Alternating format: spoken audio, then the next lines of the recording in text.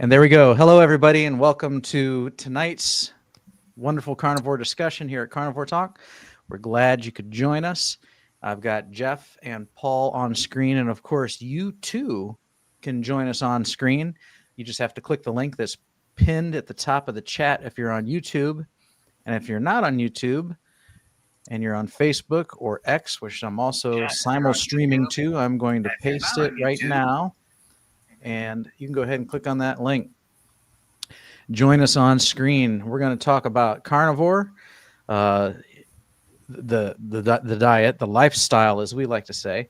And if you have any questions, we'll answer questions. Note that we are not your doctor. We're not medical professionals. So anything that we say here on screen or in the chat is not medical advice. It's just the voice of experience, the things that we've been through and what's worked for us, or what we've heard has worked for our friends and colleagues who also live this lifestyle. And we're going to talk about prices because, several months ago it was eggs that were expensive. I think they're kind of getting back into the realm of reasonableness, but now it's beef going up. And so we'll talk about what are we doing to keep these prices down. So again, welcome everybody. We're glad to hear you, and I hope you join us on screen. So let's talk to Geoff and Paul. We'll address Paul first. How you doing today? Doing good. All right. Okay. Your topic got me really thinking because years ago, I ran a food co-op. Mm-hmm. And we met in the fire department one week, and we had suppliers. We would take orders, and so we had maybe a 50-pound bag of flour, and we'd sell it off by the pound. Okay, it's 8 cents a pound. I'll take 10. I'll take 10. Gone. And we have a lot of bulk food stores and restaurant supply stores in this area where I'm at. You could buy chicken wings. These are the party wings. They're already cut. The drumsticks and the flats. Mm-hmm. $1.40 a pound. Come in 5-pound bags. There's 8 bags in a box. When was this? And how many years ago? Well, last couple weeks ago, 2 weeks. 2 weeks ago, 2 weeks ago. All right. You got to buy 40 pounds. And maybe you don't have use for 40 pounds, but they come in 5-pound bags. Right. So all you got to do is have a small group of people, and there's all kinds of. I get my ground beef. I buy it 10 pounds at a time. Mm-hmm. They grind it fresh for me on Wednesday morning, and I go pick it up. So every Wednesday morning, right now, I go pick up 10 pounds of ground beef. $4. How much is that? $4 a pound. Yep. And I get their normal price is $4.40. I pay $4. They give me a discount. All right. And very good. I had some wings the other day. Your signal's getting a little weak. So yeah, I had some wings the other day down here at Wingstop. I like wings, and I prefer the drums over the flats myself. So all right. Very good. All right. Well, those are some good pricing. That's a lot better than the pricing around here, which I'll talk about the pricing around here in a moment. I saw Grandma's Crochet Corner, whom you invited. Glad you could join us over in the chat, saying that they bought a whole beef chuck roll at $5.69 a pound. So if you're getting it at $4 a pound, that's good. That's good stuff. So I'd keep honoring that place because you're getting a good price there. It's Amish Mennonite. Mm-hmm. All right. And Geoff, how have you been this last week? I've been all right. All right. I've been good. I mean, I've had some issues, but you know about those. Okay. But yeah, things are going really good right now. We're still getting ready for winter, trying to get things done around here. I felt like I wasted a whole day today working on my gate opener, but at least I got it fixed finally. But missed out on working on my barn. But anyhow, yeah, I think this is a good subject tonight with, the way the economy is these days, the prices of everything. and I'm kind of in the middle of it on both ends. So on one end, price of cattle is great for me. On the other end, boy, if I got to go back and buy, it's rough.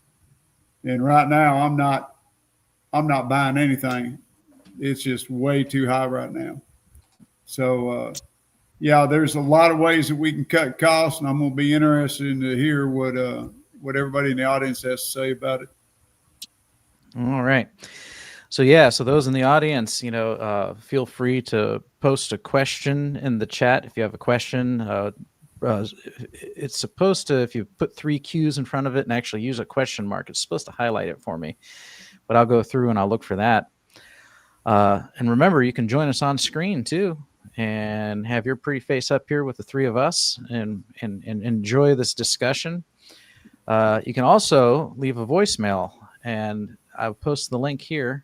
That's going into the chat now. So if you want to not join us on screen, but actually articulate what you want to say, you can record it on that link. And then when I'll keep my eye on the window here and I'll play it. So whatever you say will get played live today. And so don't cuss or do nothing like that, because, I won't be previewing these. So be nice.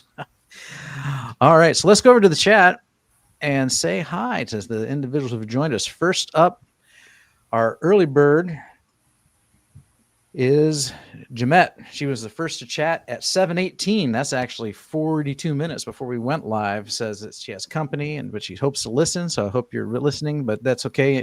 Be a good host for your company. Of course, that comes first. And of course, here's the best way to keep food costs down.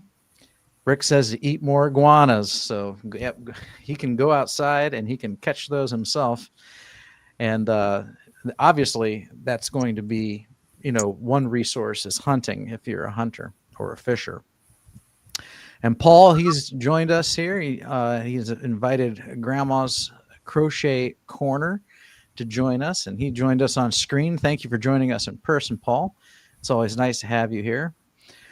What are the nutrition macros on the iguana? I bet you can't. I bet you there's, unless the Federal Food Database has iguana in there. Your macros, though, I bet you an iguana is probably mostly protein. I wouldn't think of an iguana as a fatty animal, would you? I don't think so. Yep. Nah. You're probably right. Yeah. If they're anything like a snake or a frog, they won't have much fat on them. Yeah. So the question is, what does it taste like? Rick will probably say it tastes like iguana, but we probably, Sure. as they say, usually if you don't know what it tastes like, they just say it tastes like chicken. So I could see that. That was the thing when I used to help run a rattlesnake roundup, and I was one of the pit handlers. We'd always butcher some of the snake and fry them up. You ask people what they thought about it, and they say, well, it tastes like chicken. I've noticed everything that's battered and deep fried tastes like chicken. I don't care what it is. It's probably because it's battered and deep fried. Exactly. You're tasting the batter and the deep and the oils. Yeah. But no, snake is, snake, the texture of snake, the meat reminds me of frog, and a tougher fish kind of. And I think it has something to, I don't know, I guess it's just lizards. Lizards are like that. Yeah, I could see that. So the only lizard I've had was at a restaurant, and it was alligator, and of course it was breaded and deep fried. So I love alligator. It wasn't anything special to me. Yeah. Or same thing at like a those all you can eat Chinese buffets when we go on vacation. Most of the exotic animal stuff is battered and deep fried, so Right. It all tastes the same to me. Grandma's Crochet Corner heeded the call, Paul, and she's here. Pleasure to meet you. Glad you could join us. And she says she's going to lurk and crochet. All right. I kind of got that hint with that name, so we should go over and check out. I'm assuming you have a channel where you show off some of your work. Would that be correct? Let me know.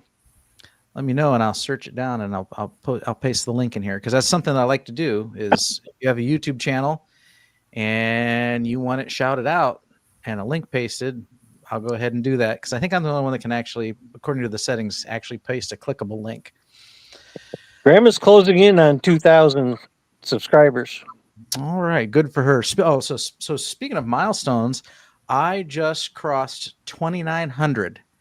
So I think it said 2910 the last I looked. So I'm 90 away from 3,000. So if you have it in your heart and you haven't already, please subscribe, because I'm about to reach the 3,000 milestone, which is pretty cool.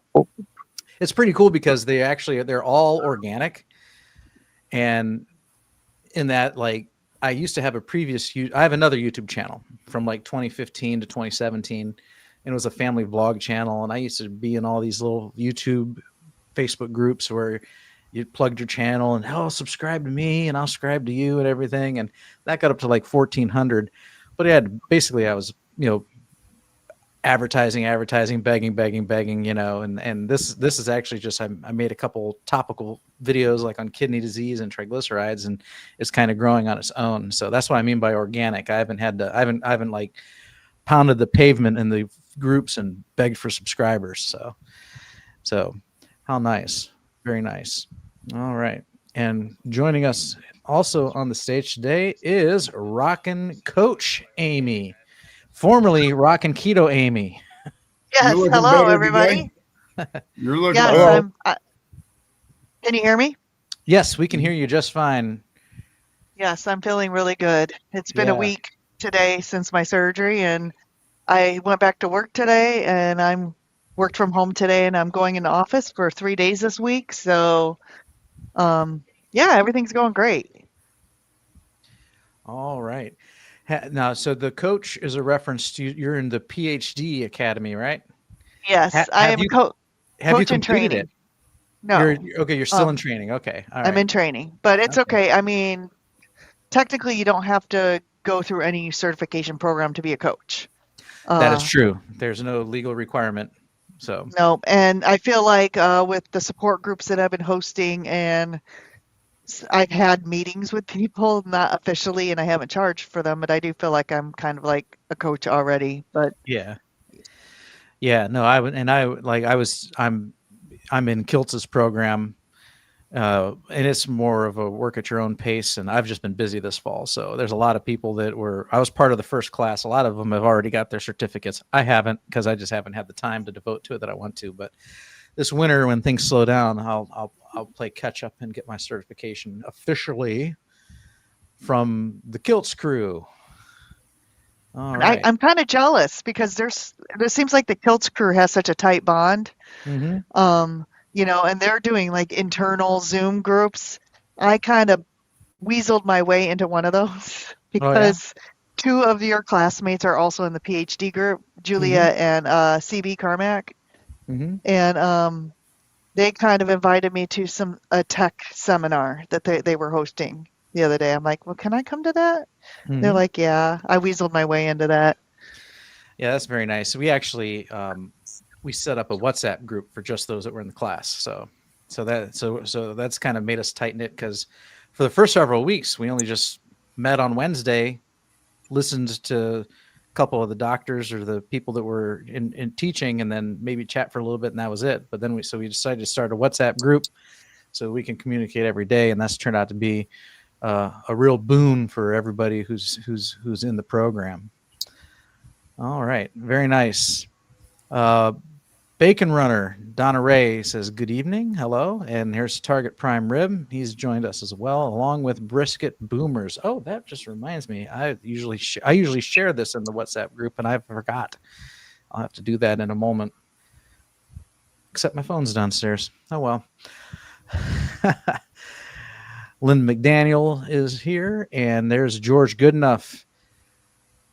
All right, glad to see George. George, if you could share this YouTube link in the Kiltz WhatsApp group and let them know that we're live today, and that would be great. And if you'd like to join us on screen too, that'd be awesome as well. Sandy Blythe is checking in from Florida. And let's see here. So, okay, getting back on topic here. Grandma's Crochet Corner said she bought a whole beef chuck roll at $5.69 a pound the other day and saved a lot of money. She bought 27 pounds. All Cool. right.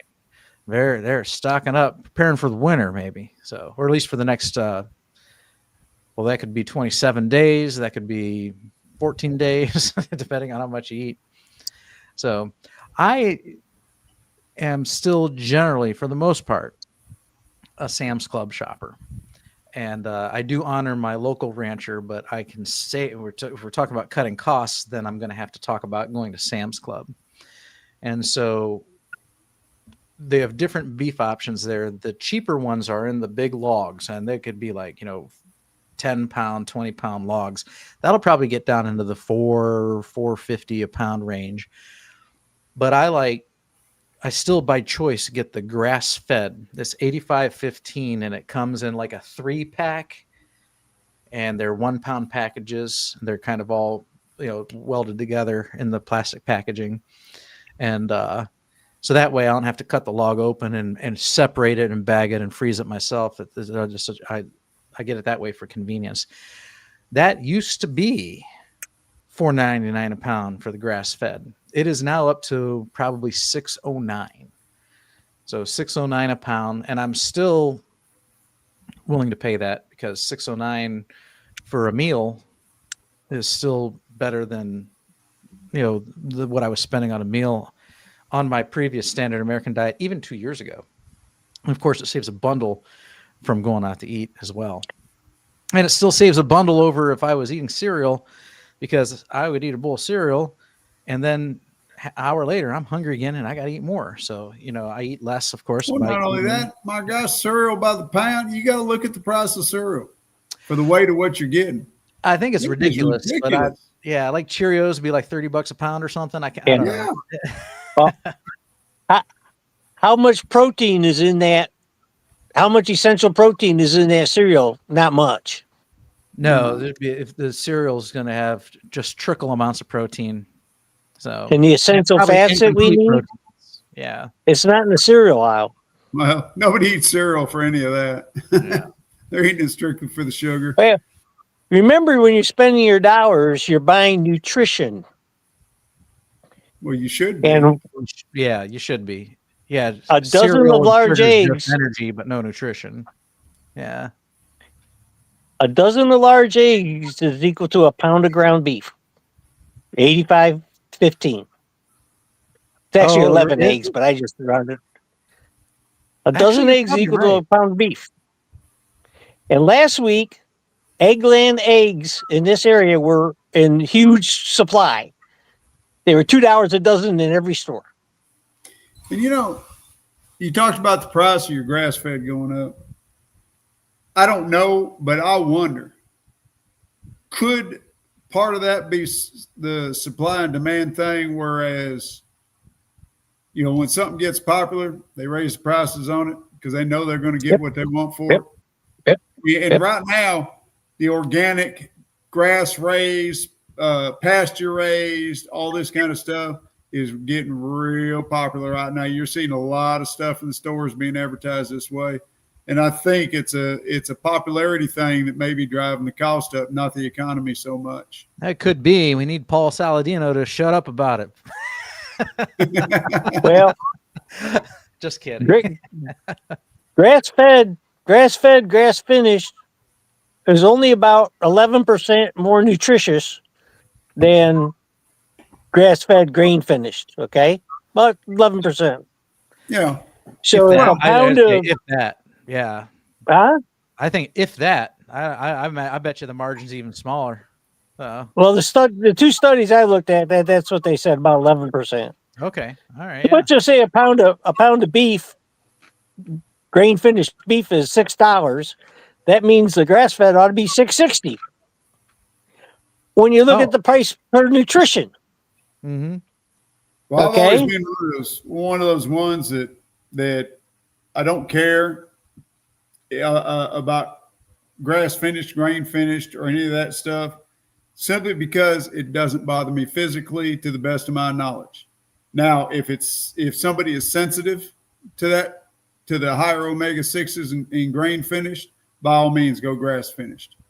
But if you're not sensitive to it, my opinion, don't waste your money on it. If you're thriving on what you're eating, and most people that are getting it from the store are going to be getting the grain finished.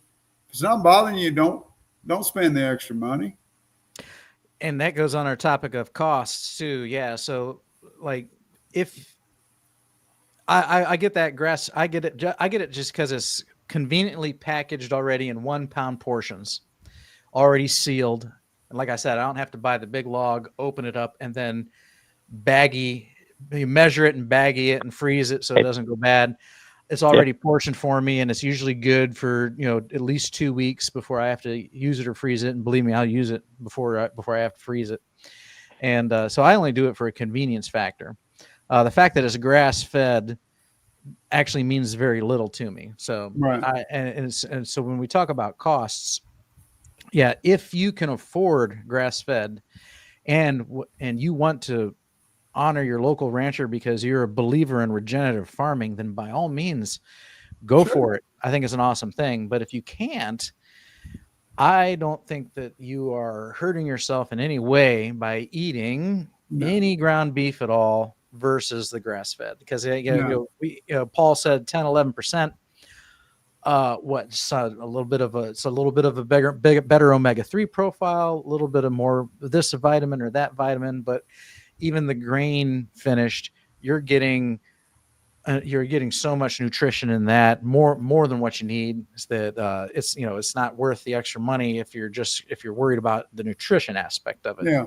So, and like Dr. Barry pushes all the time. If all you can eat is hot dogs, then eat hot dogs. Find the cleanest ones you can and eat hot dogs, because even that is better than eating potato chips. Right. Yeah. Yeah. And so there you go. You got hot dogs, you got Vienna sausages, you got salami, you got bologna. And it is hard to find some of that's not, been slightly tainted with some of it.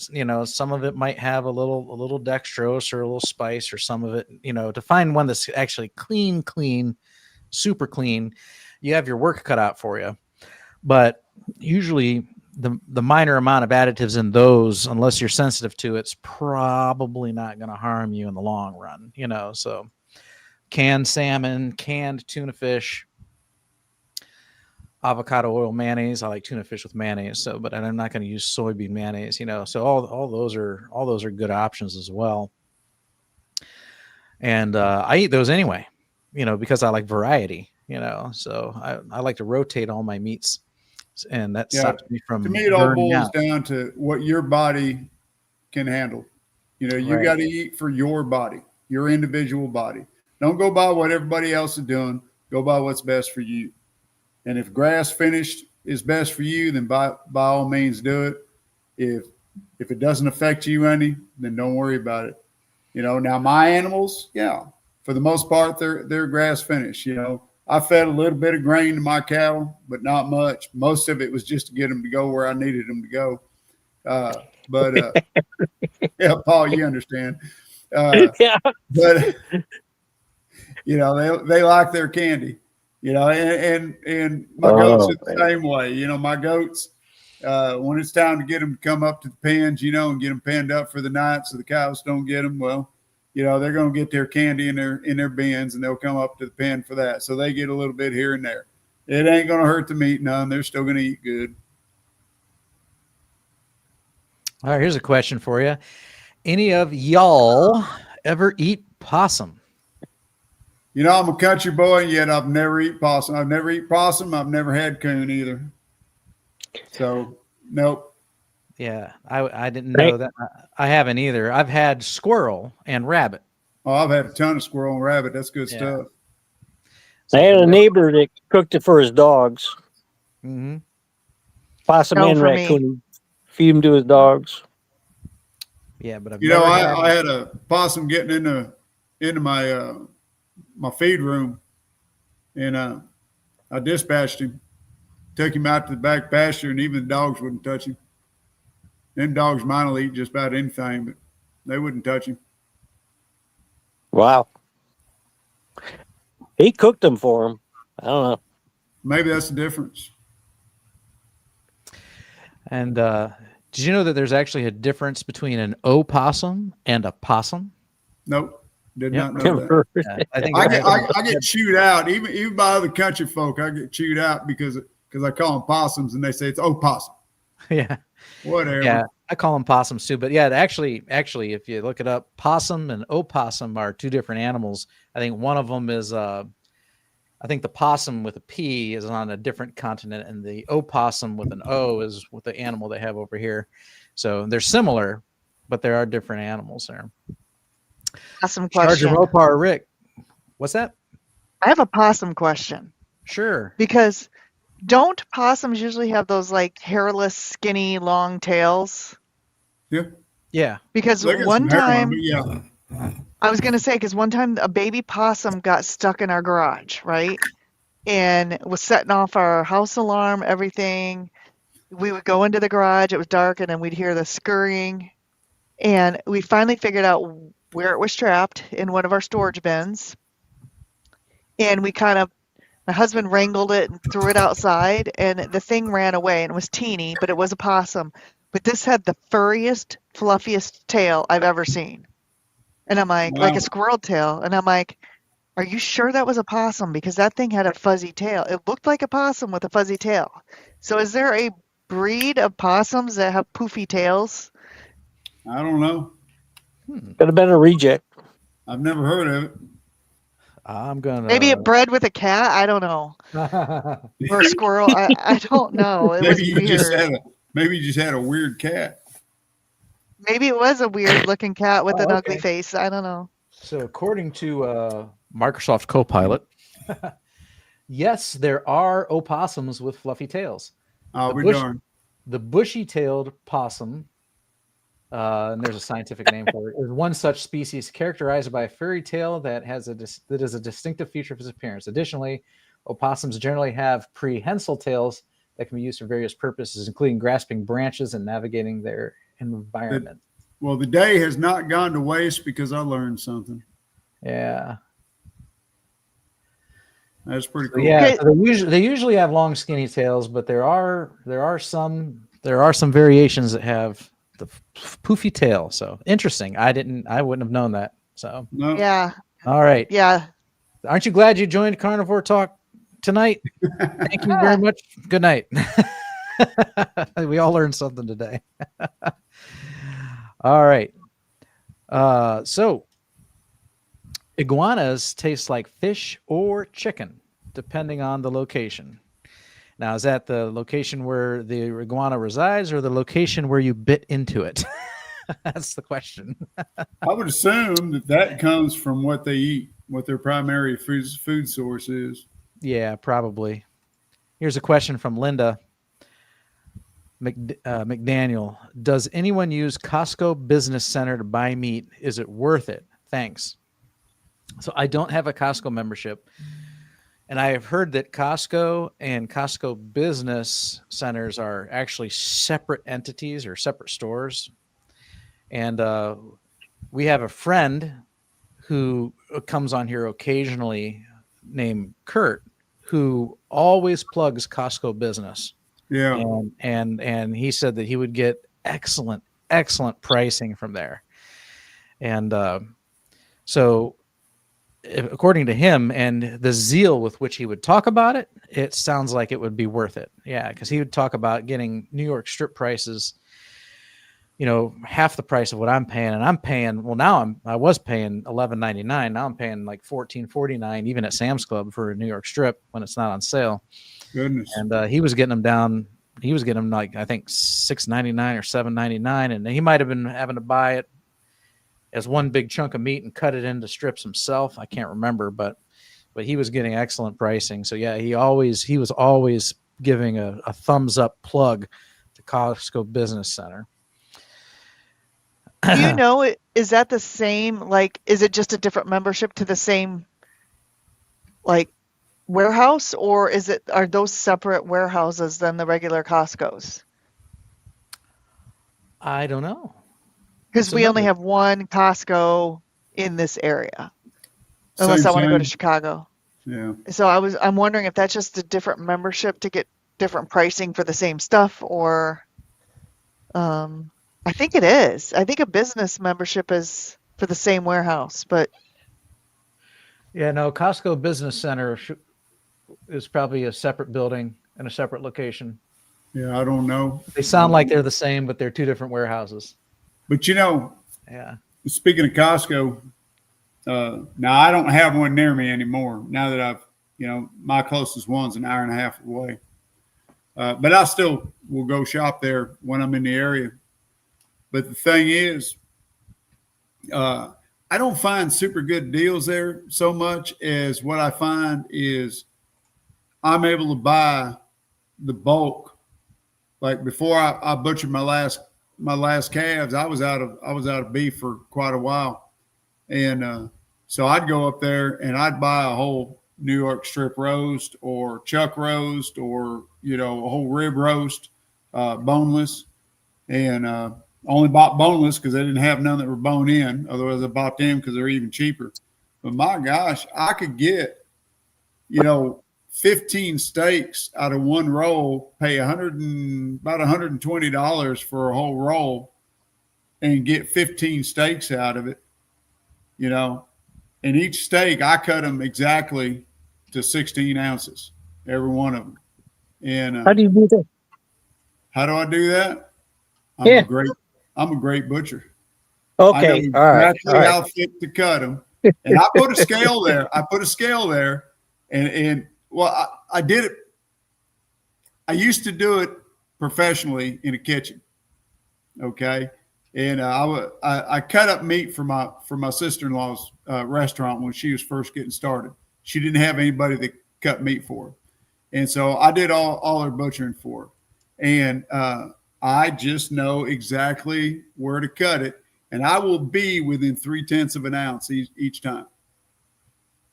And I don't care how big around the rib roast is, I can estimate and get within 0.3 of an ounce every time. And That's good. But anyways, I cut them to 16 ounces, each one of them. And you get 15 steaks at about $120 total. Somebody do the math real quick and tell me what that is. That's cheap. Or that's cheaper than what you can buy it individually by a long shot. That's $8. the cost savings right there. Yeah, $8. You can't buy a good and I'm buying choice. I'm not buying prime. Prime, you're jumping the price up quite a bit, but that's buying choice roll. And the New Yorks are even cheaper and the chuck roasts are even cheaper. So anytime you can buy in bulk like that, cut it yourself, wrap it and freeze it, you're better off. That's a cost savings right there. And another cost savings I'd like to mention, anytime you can raise your own, and that's my biggest thing. I raise most of my own food. So, to me, it's almost like cheating. Because like I put up two calves, 1,300 pounds of meat, and I was erroneous. Last time I talked about it, I said it was $3.01 a pound between the cost of buying them, the cost of feeding them, and the cost of butchering them, and I was wrong. My wife checked the books, and it was $3.60 a pound, so I was off. But still, so 1,300 pounds of meat in the freezer, total cost between buying them, raising them, and butchering them was $3.60 a pound. So anytime you can raise your own, and even if you don't have much land, sometimes it doesn't take much land depending on what you're raising. You can raise sheep in a small area. You can raise goats in a small area. Everybody knows you can raise chickens in a small area. Okay, so let's say you don't live out in the country. You live inside the city limits. Check your ordinances. Some of your ordinances, you can keep a few chickens. And they may not allow roosters, because of the noise, but you may be able to keep 4 to 6 chickens. And you can build you a small coop or buy you a small coop. They can run around your yard, and that's a big savings just on eggs. So you can cut costs by raising your own as much as possible. But if you can't raise your own, then buy in bulk whenever you can. And there's always good deals out there on chuck roast, and whatnot. You don't have to buy the expensive ribeyes. You don't have to buy the expensive meat, and there's a lot you can do with hamburger, a whole lot. And then, friend of mine, he grinds his own burger, and he grinds out some good beef too. And so there's cost savings everywhere. Yeah, our grocery store cuts down the chuck rolls, so we have chuck eye steak, which is right next to the rib, and they're $12 a pound. But when they go expired, because people don't buy them very often, I've got about 12 of them in my freezer right now. Yep. And that chuck eye is damn close to that rib eye. Oh, that chuck eye is real good. And sometimes they're even, because it's right, like I don't know how to explain it, but it's right there with the cow. It's right there with the rib. Grandma Boo too says her husband has eaten possum. So that's interesting. What did it taste like? That's what we all know. Did it taste like chicken? All right. Very nice. Grandma's Crochet Corner says, I crochet during my lives, which are carnivore, keto, etc. hangout lives. And according to Sandy Blythe, she goes every night at 9 p.m. I'm not sure what time zone that is. I'm assuming Eastern because that's where I am. Eastern. She's in Ohio, actually. Oh, you're in Ohio. And her name is Barbara. She's awesome. All right, Barbara. I'm in Ohio too. So I'm in the Kent Akron area, Northeast Ohio. All right, very nice. So I pasted a link to her channel in the chat. So go there and give it a clickety click and go over there and subscribe and attend one of her lives on another night besides Monday. All right, very nice. Let's see here. George Goodenough says, I switched from buying steak at Aldi to bulk buying at market trade stalls. We have markets on Friday and Saturday in my hometown. Okay. Bulk's the way to go. Yeah.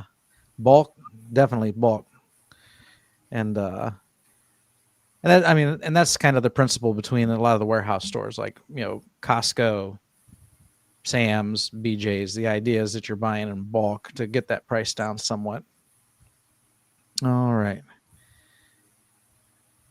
Let's see here. Rick says, I am the inventor of the HAD community. What is that? Have a duck. Have a duck. Have a duck. Help yourself to a duck. Yeah. All right. Oh, should have known this. The heart attack diet community. That's right. Oh yeah, heart attack diet. That's heart it. attack diet. That's right. Yeah, because he's got heart attack chicken, heart attack pizza. How do we miss it? Heart attack this or heart attack that. Yeah. So, all right, I get it now. I should have seen that one coming. All right. George says that he typed iguana recipes into Google and that there's loads of recipes.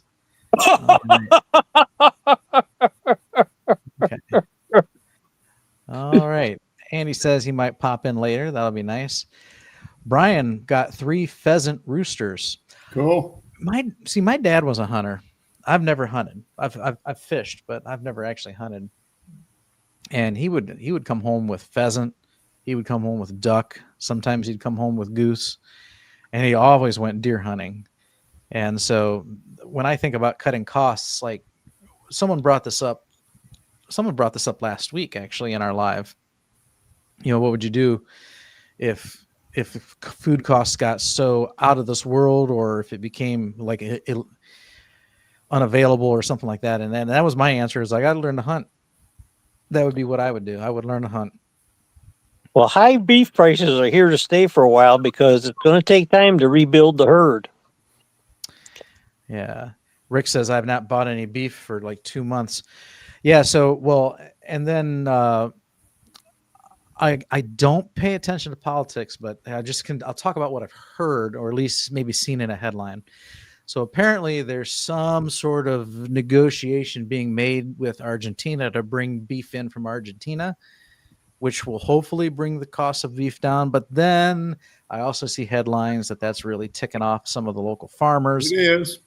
And I'm not exactly sure what the details are on that, but that's another interesting aspect of this discussion. You know, if you're more in tune to that than I am, because I'm oblivious to what's going on, what do you think of the import of Argentinian beef? And or do you think it's a good idea? Do you think it's a bad idea? Do you think it's a good idea and you also sympathize with the farmers who are upset? If you know something about that, that's well-rounded, well-informed, and hopefully not too biased, I'd love to hear it. So, our really big Amish grocery store, they have Australian beef. And it's much cheaper. I don't like it though. Got a different taste to it. I never thought importing beef was out of the ordinary. I thought the American did it all the time. Supermarkets did it all the time. Well, maybe we got something. Maybe we got something against the one they're thinking about. What is it, Argentina? Yeah. South America grows a lot of beef. Yeah, and to be honest, we already import a lot in here, from what I understand, from what I've been told. Yeah. Now, I got this. I'll read this from Texas Farm Bureau. Letter I got from them. It says, TFB has heard from members across the state expressing concern over potential action from the Trump administration to increase beef imports from Argentina. Notice it says increase. Means we're already getting them. They're just talking about flooding the market. Mm-hmm. Okay. At a time when the farm and ranch community is already under severe pressure, such intervention could further strain farmers and ranchers and have unintended consequences. TFB is actively working with leaders in Washington and the administration to ensure the voices of Texas farmers and ranchers are heard. While global trade plays a role in supplementing the U.S. beef supply, it must never come at the expense of American farm and ranch families. We urge the administration to focus on cultivating consumer demand for U.S. beef and allow market dynamics to operate freely, especially as ranchers work to rebuild their herds, just what you were saying, Paul. TFB is encouraged by the USDA plan to fortify the American beef industry and appreciates Secretary Rollins and her team for proposing common sense solutions to reinvigorate the U.S. beef sector. We're pleased with the diverse impact the beef industry plan will have across the U.S. and look forward to working with USDA to implement these priority items. Now, me being a small Texas farmer, I appreciate that, and I personally would not like to see an increase, because I believe it'll hurt our farmers. I know it'll help. I know it'll help the consumer. I'm going to sympathize with the consumers, but strictly from a selfish point of view, I believe that it would help us. It's just going to take time for us to get back on track. Like Paul said, we got to build our herds back up. We've been losing too much land. Right now it's killing me if I have to buy anything. Mm-hmm. It's great if I'm selling calves. I don't have any to sell right now because I put my last 2 calves in the freezer, but we're going to be buying some in the future here. Right now, I just can't afford them. My gosh, they're pricey right now, right? Oh my gosh. So what was it? My wife come across some Holstein calves, and we don't eat Holstein. We don't eat dairy cattle. I did one time, and I won't do it again unless I'm desperate. But we use them for roping, for training our horses. And my gosh, calves that we used to be able to get bull calves. Okay, Holstein bull calves, dairy cattle for free. Because, and I'm sorry to say this, some people ain't going to like this, but the dairymen used to toss the bull calves off to the side. They'd let them die because they were worthless to them because there was no market for them. And then people like me started taking them and raising them up, you know, and we'd bottle feed them, and we use them for roping calves for training the horses. And I even got my kids doing this as a business. We would go find dairy cattle for them that the farmers didn't want. They were either going to toss them out or they'd sell them really cheap. I mean, we could get, you know, sometimes bull calves for, you know, $10 or so. And then my kids would have to take care of them, bottle feed them, and raise them up, clean their pens, the whole 9 yards. The calves were 100% my kids. And then when the kids sold them at auction, any money that came in from that auction, they had to pay us back for the initial cost and for any feed that we may have bought for them. Any expense from us, they had to pay us back, and they got to keep the rest. And then they got to go and buy more calves. And then if we had to help them, they had to keep a ledger on that. But they kept building up their money, just continually putting their money back in. They didn't spend it. It was all about their business. By the time those kids were 16 years old, both of them bought their own vehicles because they had earned their own money from raising calves. Yep. You know, and you lose a few along the way. It's a sad thing. It happens, you know, because young ones, you know, pulled off their mama that soon. But we managed to raise quite a few of them that way.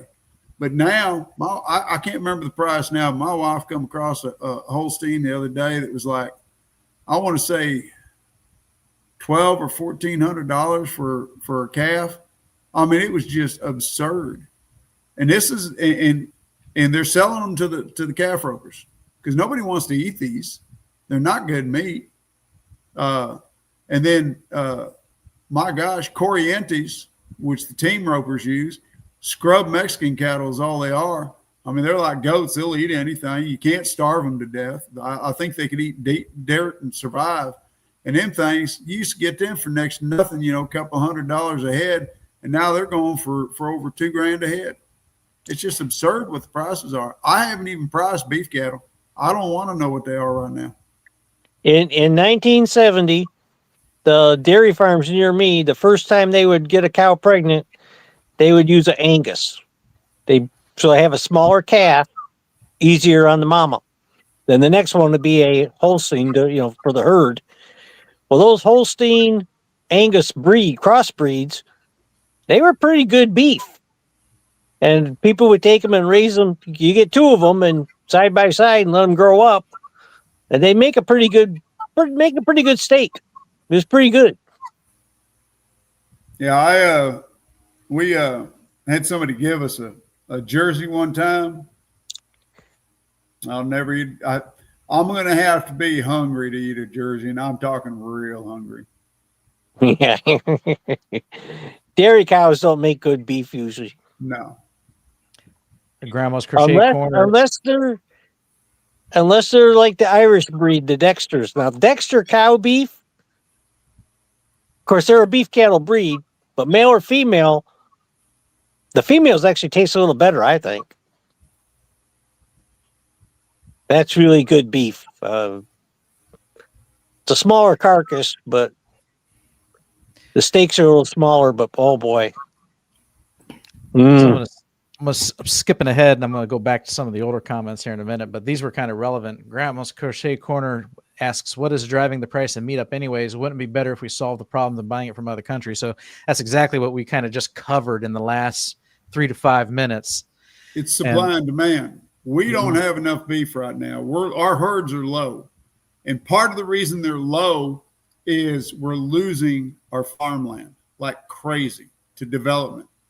You know, just in my area, which I just left, I left my town and moved to another town because all the ranches around me were selling out, you know, because the old folks died, the young folks see a chance to make their money. We're getting a lot of Californians and whatnot moving into our area, which, you know, that's fine. I don't blame them for wanting to get out of where they're at. But everybody's the kids are seeing a way to make their money, and I don't blame them. But I put more stock in land than I do in money, and it was just a sad thing to see all the land around us, all the ranches selling, and being developed into 1 and 2, 3 acre homesteads in these suburban areas with big backyards. And that's where I see a lot of our prices are going up, because we're not raising enough cattle anymore, because we're losing land like crazy to developers. And just the farmer's cost of doing business. If you're a small farmer, the cost of doing business with all the inflation of everything, heaven forbid you got to go get a couple fence posts or some wire or this or that. All that stuff is just outrageous now. And the cattle industry isn't subsidized like the grain industry. Grains, yes. The grain industry. Right. I got an uncle. He's passed on now, but he was a big wheat farmer up in Colorado, and that land of his been in family for several generations, and I don't know, 23,000 acres or something like that. And there were times when he's like, well, it's kind of boring, ain't got nothing to do, just making money off the government. Well, what's the deal? So, well, they won't let me plant. They're paying me not to plant. And they do that. It's part of the farm subsidy. We got too much wheat. We don't want you growing any. So we'll pay you not to grow. And cattle ranchers don't get that. Booby Goat says, have you seen the price of little baby calves? $500 to $1,000. Show me one for 500. Show me a dozen at 500, and I'll go buy them right now. I can't find them for no 500. Not around here. And Bride's Biscuit says, we ship mangoes around the world and back again before they get to our stores months later. Why not import beef from Argentina? This is no longer the home where the buffalo roam or the cattle, apparently. And based on what I'm hearing, it sounds like it's kind of leaning more and more towards that direction. I tell you what, I work in construction. So obviously new home construction and remodeling, that's my bread and butter. But, I do hate seeing farmland get sold to these developers. I used to have 25 acres right behind me. Now I've got 10 houses raised up on a hill that can look in my backyard and look in my windows if they want to. It's very obnoxious, very annoying. And it seems to me that there's a lot of properties that could be renovated instead of just building all these new ones all the time. So, but it's all about money, somebody's money in the end. Let's see here. I'm not concerned with beef from Argentina. Just hope it tastes better than New Zealand lamb. Well, in Pennsylvania here, we have a farm preservation, both a government program and a private program. And just to give you an example, I know a fellow, he's Amish family.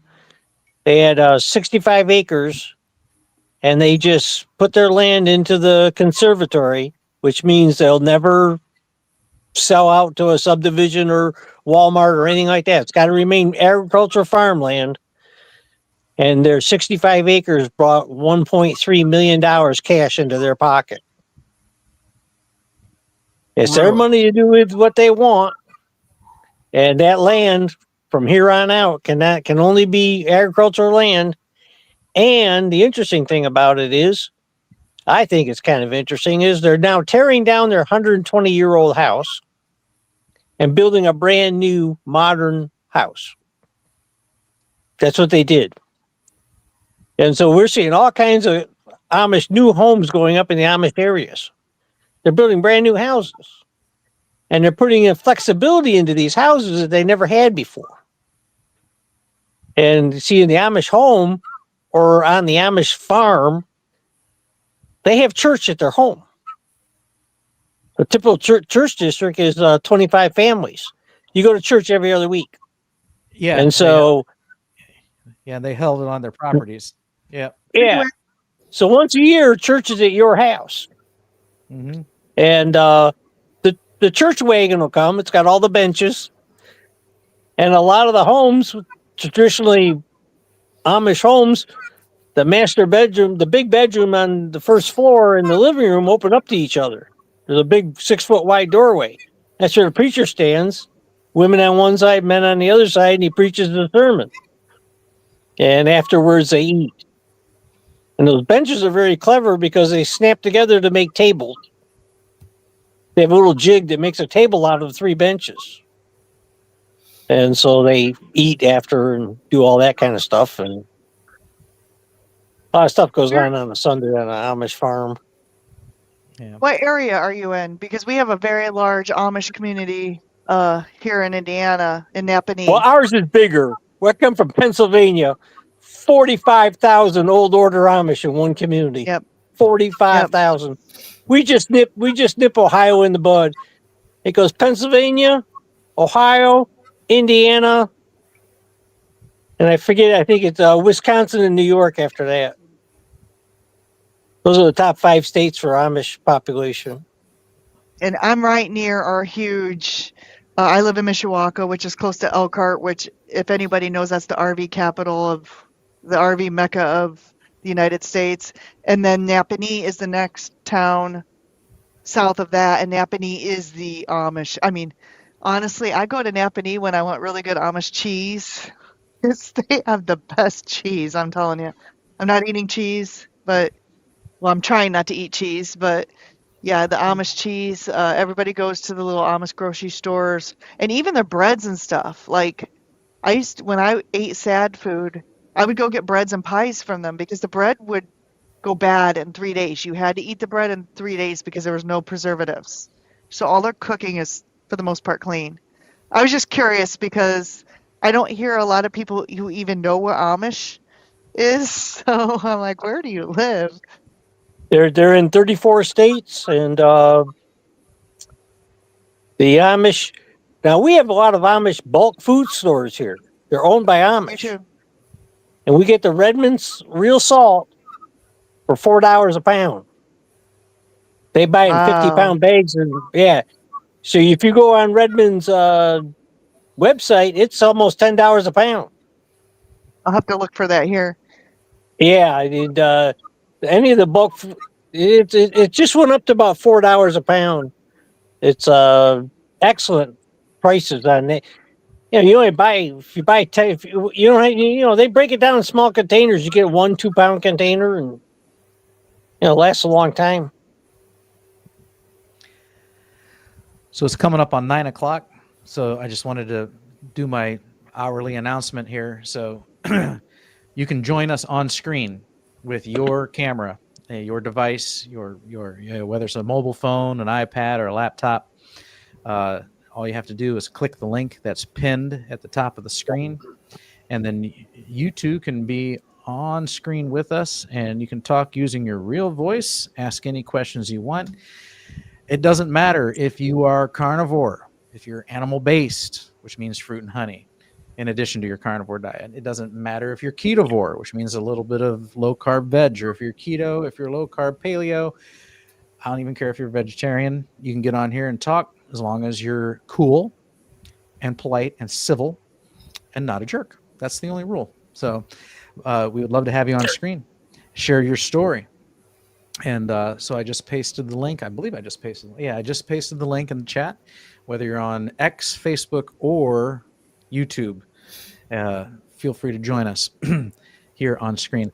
Lambs here made an interesting comment. Says governments made it impossible for small ranchers to make a buck, so the offspring, that is the children of the ranchers, aren't interested in following up. And that's what happened behind me here.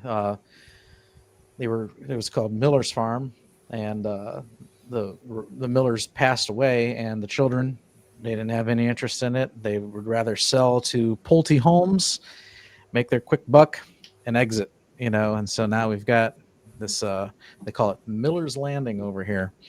So, and sad state. Same thing happened over here on the other side of Stow. We had something called Call's Farm, and they passed away. And the Call's children sold it. Now it's a big old housing development. that they ironically still call Call's Farm, but it's not a farm by any means. So, Well, but yeah, it's hard for the kids to resist them big bucks, you know. right. Yeah, I mean, I And can't. you know, developer comes in and offers you, you know, $1.5–2 million, you know, for the homestead. It's hard to turn that down, you know, when you're in your 40s or 50s and looking at retirement. Yeah. So rewinding here, going back earlier, Polly's podcast says that he or she has not bought any meat, poultry, or eggs at a store since 1991 and expects beef to go through the roof in the next 23 months. Well, I sure hope you are wrong. I really hope that's not the case, but we shall see. Kat was jumping in to say hi, and as I went through the comments, I know she's already jumped back out. So, hello if you happen to see this on replay. Polly says, 4-H and FFA cannot afford day-old calves this year. They went from $75 a head to $1,000 per head. I believe it. Yep. Wow, that's quite a jump. Convert prices of all food to dollars per pound, and it's shocking. So yeah, so we talked about cereal. If you figure out what the cost of cereal is per pound, I'm sure if you do the same with hot Cheetos or other kind of grotesque processed food, it would be shocking. And those things are cheap to manufacture. That's why big food pushes them, because they're cheap to make and they make a killer profit on them. So. And they don't care about our health in the process. Catching up on a few more of these here. Kat says, we bought our first cows this year, 3 prego mamas and a steer, scared and excited. And then Polly, who said haven't bought any meat since like the 90s. Here's the reason why. I raise vaccine-free, drug-free, organic, grass-fed and grass-finished beef, lamb, and goats. Free-range, grain-free pork, eggs, and poultry. That's awesome. You got it made over there. That's good. It's the only thing my wife won't let me raise is pigs. Is it just because they're a dirty animal? Is there a reason for that? Nasty. Yeah, because they're nasty. Okay. I raised raised up a couple of wild ones one year. A buddy of mine in the next town over, I was at work and he sent me a text. He says, "Hey, I trapped a mama sow, and she gave birth in the trap." He said, "You want any of them?" And I said, "Yeah, I'll take a boar and a sow." And so I called my wife up and I said, "Hey, go over to Bob's house or Bill's house and I says, pick up them piglets, bring them home."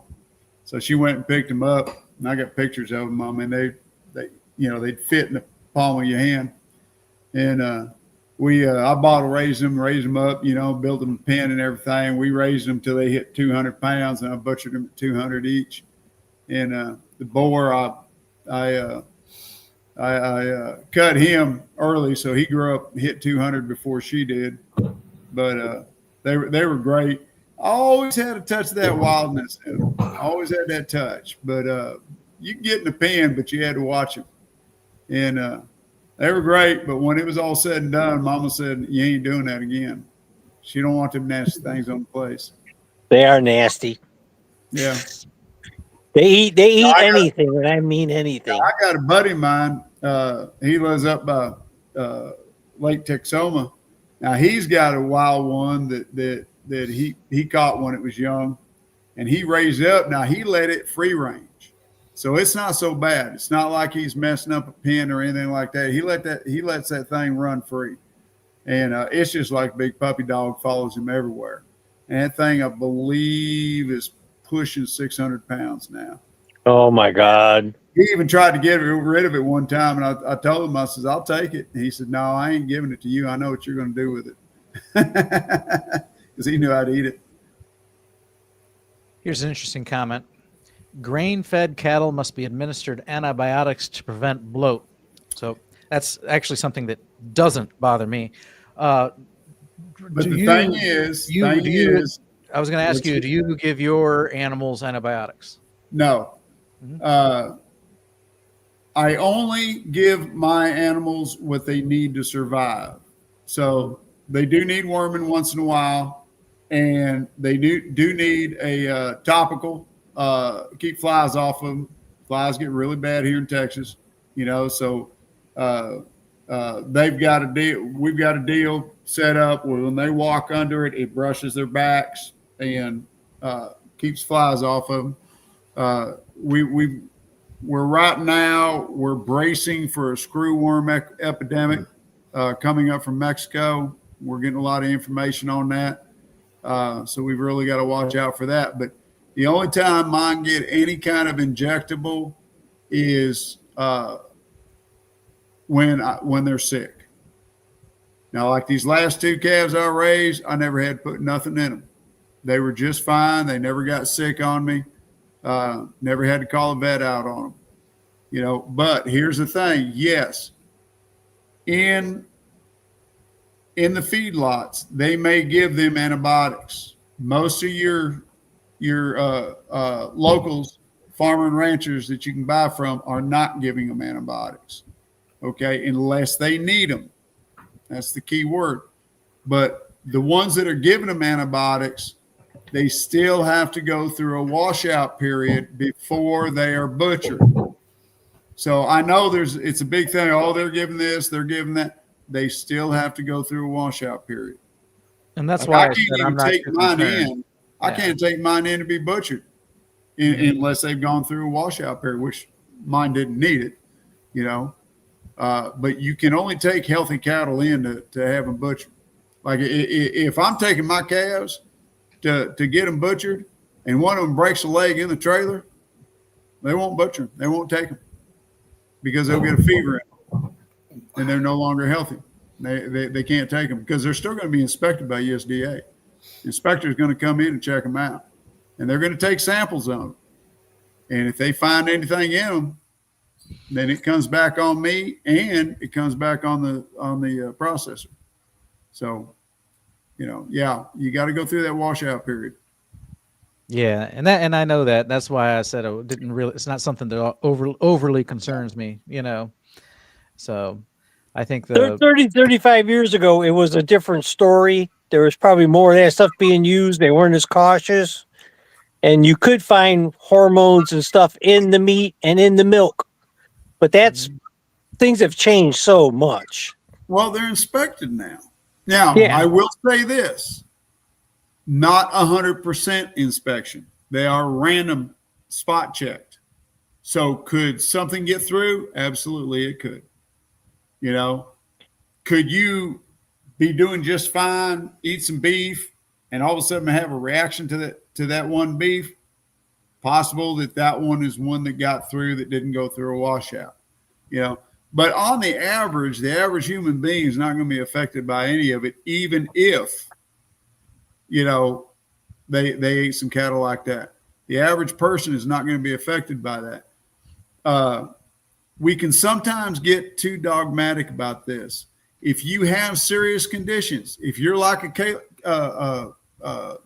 Peterson, what's her first name? Kayla Peterson, Michaela. If you're like her, oh, absolutely. You got to be nitpicky. But, for the average person, you don't have to be that dogmatic about it. So once again, fit your diet to what your body can require or requires and what it can handle. It's funny you mentioned this because I was just thinking earlier today, let's see, I've been carnivore now for over 100 days, maybe 115 days. I don't know. I'll have to look. But I've noticed I feel better when I eat beef. Yep. Today, and honestly, today I ate one of my favorites, which is pork belly, oven roasted pork belly, and then I fry it in a cast iron skillet in its own grease. And I was like, this is really good. But I wasn't full, first of all, when I got done eating it, for whatever reason. Yeah. And another thing is I just feel better after I eat beef. So I feel like I would probably, but you have to understand my history too. I'm sensitive. I'm sensitive to medicine. I'm sensitive to gluten. I'm sensitive to ingredients, if I accidentally eat something, I cannot walk for a week, or my eczema flares up, or whatever. So I probably would be a good candidate for the lion diet, other than the fact I can't afford it. You Right. know what I'm saying? You know, Well, you know, but I get exactly what you're saying. Now, I'm not that sensitive. I do seem to be a little sensitive to black pepper, but I don't get satisfied by eating chicken. I don't get as satisfied from eating pork.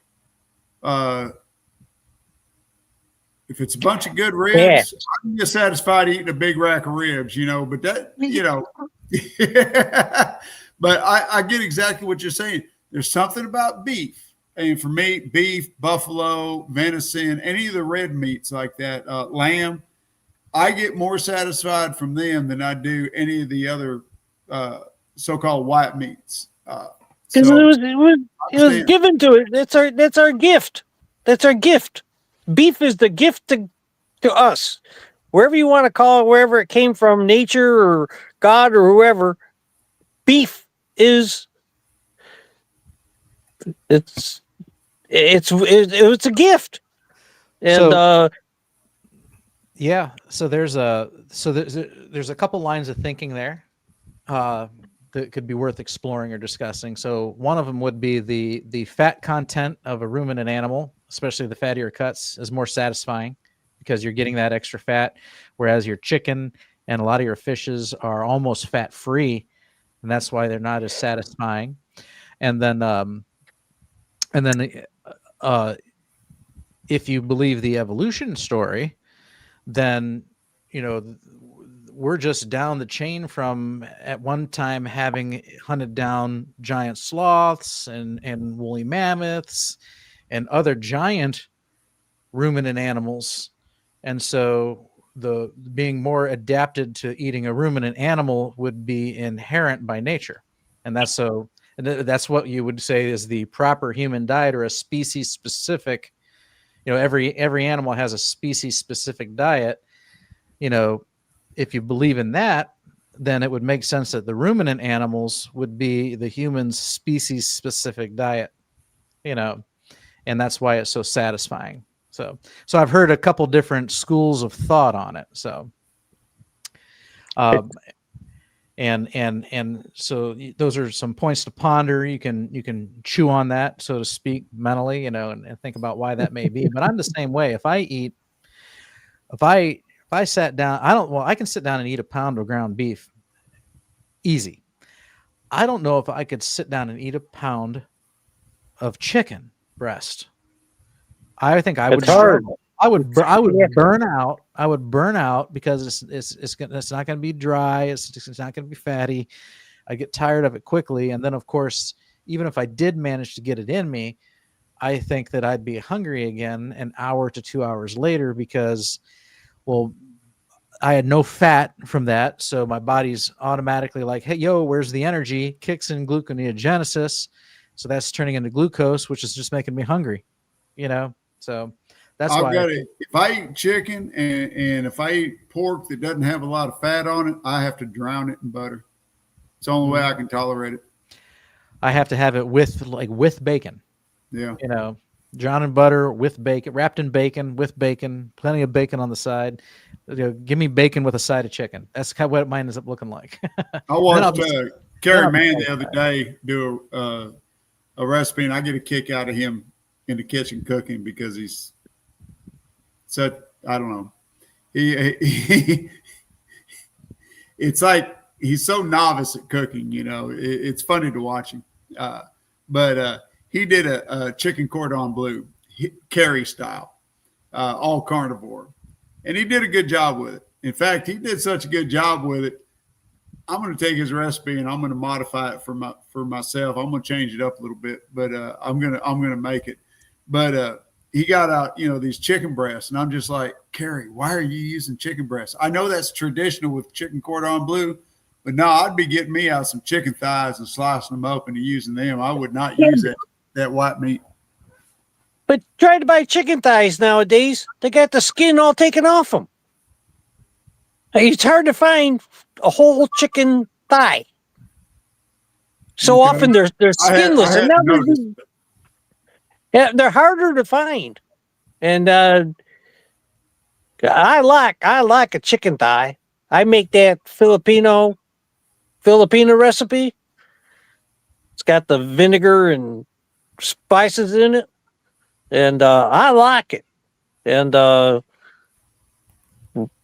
the one Filipino food I do like, and very tasty. But without the fat, beef fills me up the quickest. Fills me Yeah. up quick. And Then I don't know if you guys knew what I was doing before I came to carnivore, but I was doing protein sparing modified fasting 1 to 3 days a week. And so I really, was eating, yeah, I lost and maintained weight on that for 4 years. I mean, I was able to wow. stay at 153. I didn't even weigh myself this week because I just want to heal from my surgery. I don't want to get depressed. But I'm probably close to 170 now. Going on carnivore, I've gained weight on carnivore.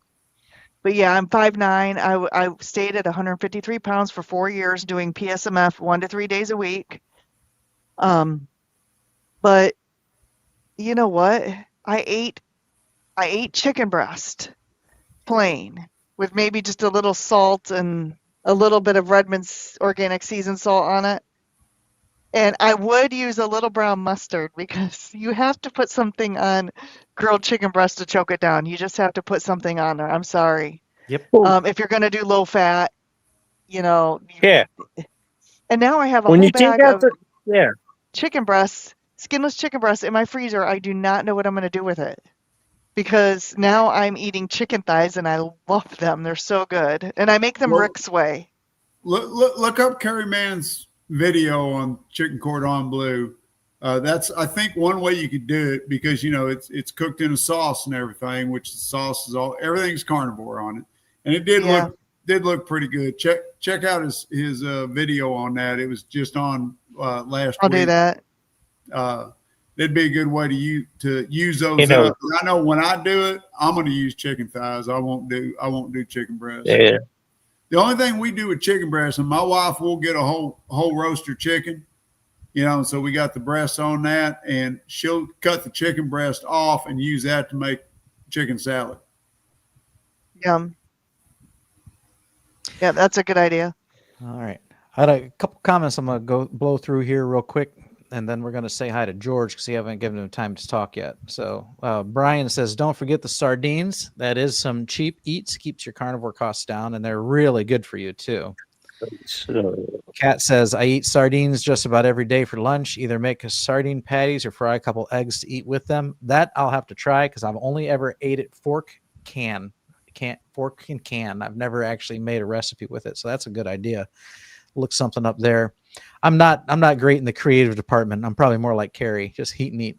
Something weird about them sardines. Just yesterday, I watched a ketogenic woman. She was buying whole sardines, frozen, big ones. Mm-hmm. I mean, they were big suckers. And she was, with them that big, you have to take lob off the heads and the tails, and you got to gut them just like you do a regular fish. And she showed how to do it and everything. And she was putting them in the air fryer. And cooking them that way. I'd never seen that before. I didn't know you could buy them whole like that. Yeah. I'm just used to opening the can. They look like fish, and you just pop them in your mouth and swallow them. Lexus Jones says, hey, guys, I miss all of you. So Same. Yeah, same thing. We miss you, too. If you're still paying attention, it's good to see you. Feel free to jump on screen if you like. And, so we're glad you're here. Booby Goats clarifies, if you have a Costco membership, you can shop at the Costco Business Center. So they're different buildings, but one membership will get you into both. So that's good to know. And Lambs says, I'm envious of U.S. meat prices. They're less than half of the EU ones. Wow. Ooh. Same thing with fuel. I knew gas was over there expensive. I didn't know the meat was so ridiculous. And Bryce Biscuit says, eggs, tuna, sardines are clean. Japan's got high beef too. Or get the clean but least expensive available. Ground beef on sale, pork shoulder chops, chicken thighs, least expensive butter that's clean, around $7 a day, and I'm healing. Wonderful. So yeah, $7 a day, that's excellent. I can, when I was a junk food junkie, there's days where I would eat out for all 3 meals, See, carnivore can be done on the cheap. Oh yeah. You don't have to eat ribeye every day. I think if you put some thought into it and don't feel like you gotta, eat a bougie carnivore diet with ribeyes every day, I think you can easily, I can easily say that I think the carnivore diet outside of the ramen noodle diet is probably the cheapest way to eat, and it's super healthy for you. Even with the prices even with the egg prices the way they were a few months ago, and even with the beef prices now, I still think a carnivore diet saves me money versus any other diet I could possibly eat. Well, not only that, but you eat less. And that's one of the reasons why. Yeah. Well, you got to remember, everybody forgets. This is kind of my little, it just drives me nuts. You get so much nutrition out of the beef and the eggs, okay? And it's complete nutrition, okay? You can't live on just Cheerios, you'll die. But you can live on beef. You probably can live on eggs. I don't know. I haven't tried that. But the nutrition is so superior. Yeah. It's those fats. There's amino acids that you have to have. Your liver ain't going to make it. Your body can't manufacture it. You need certain fats. You need certain amino acids. And without them, you're not going to survive. You're not going to thrive. You may survive, but you're not going to thrive at all. Our friend Kurt, I think, went 2 solid months eating nothing but eggs. Yep. So yeah. And he thrived. He thrived. Yeah. So that's definitely, you're right. That's definitely possible.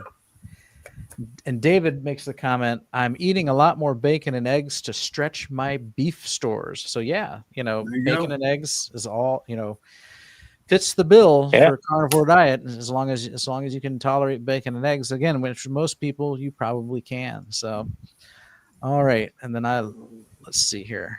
I left that bookmarked so I know where I am. I'm going to go use the restroom real quick. George, I'm going to turn it over to you. How about you tell us how you've been this last week and what's been going on in the world of Good Enough for You? And hopefully I'll make it back in time to hear some of the tidbits that you're on here to share, some of your research. I'll be right back. No problem, Bob. That's fine. Yeah, hi, everybody. I've been sitting here quietly because, as you know, when I get on, I usually sort of take over, as Amy can testify. I've done quite a bit of research, actually. I don't know what we want to hear first or what you want to hear. I've researched opossum meat, very interesting. I searched iguana nutrition facts. I've got a story about how I've switched to buying from weekly market stalls versus going to butchers or to the supermarkets. I have a very sad story about what's happening in Britain at the moment because we have gone through in the last 10 years a series of worst ever prime ministers. And we have the worst of all at the moment. He's just introduced an inheritance tax on farms. They were struggling as it was, and now he's imposed inheritance tax on them. They were in fear of those. So we can guarantee that there'll be a lot of the next generation getting out very shortly. And also, of course, I think a lot of you know that I am the self-appointed UK ambassador to the USA carnivore community. And as such, I had a 5-day fact-finding trip to the Hancock Ranch in Wyoming, Riverton, with Tyler McCann, who organises the Rendezvous City Beef Roundup every year. So, guys, where should we go first? I'll give you the choice. I've got a lot to talk about. Don't care, whatever you want to start with, brother. Okay, we'll start off with the price of meat in the UK, because obviously I did a bit of research there, and it's gone up 35% in the last 12 months. The price of beef, unbelievable. That's because a couple of reasons. One is that the minimum wage has gone up, therefore the blue collar workers on minimum wage can afford to buy more for a short period of time anyway. And we've had a very, very dry year in the UK this year, so the pastures haven't been very good. So the beef farmers have had to spend more on bringing in food and hay and silage. And yeah, so the beef prices have gone up a lot. But as I said, we have the most aggressive anti-meat prime minister of all time. He is a horrible man. His name is Sir Keir Starmer. Okay, so Starmer. And he's the farmers have now got this brilliant T-shirt which reads "Stuck Farmer" on it, and it's what's known as a spoonerism. When you turn around the first two letters of "stuck" and the first letter of "farmer" and transpose them, I can't tell you what we get, but if you can work it out for yourselves, that's a spoonerism. So yeah, there is this massive, shall we say, "Stuck Farmer" campaign in the UK, which is good because he's only been in for 18 months and he has actually achieved more than any other prime minister ever has in a way, because he's poked what you might call the sleeping lion of British nationalism. And now there is a massive campaign to get him out. We're not allowed to fly flags in the street, fly the union flags in the street, in case it offends our diverse population. So what we've done now, so now there is a raise the flag campaign, and throughout the country, every lamppost has got either the Union flag or the Cross of St George for England or the Cross of St Andrew up in Scotland. In my hometown, they went up. The council said, this is absolutely against the law. This is not your property. So they went out one night and they took all the flags down. There was a Facebook campaign the next day, sort of like crowdfund. It raised £1,000. The very next night, every flag went back up again. Awesome. And the council are not prepared to spend any more money on it. I'd be wearing the Union Jack on my shirt. Absolutely. Well, I'd buy 100 shirts and wear them every day. A lot of us take them off of me. Exactly. A lot of us are doing that. But I say we have 5-year terms here in the UK. He has a massive majority because the last government was so awful. He thinks he's confident, but basically people are now calling for an early general election. We shall have to wait and see what happens. But that's what's the state here in the UK. Yeah, stuck farmer. So there we go.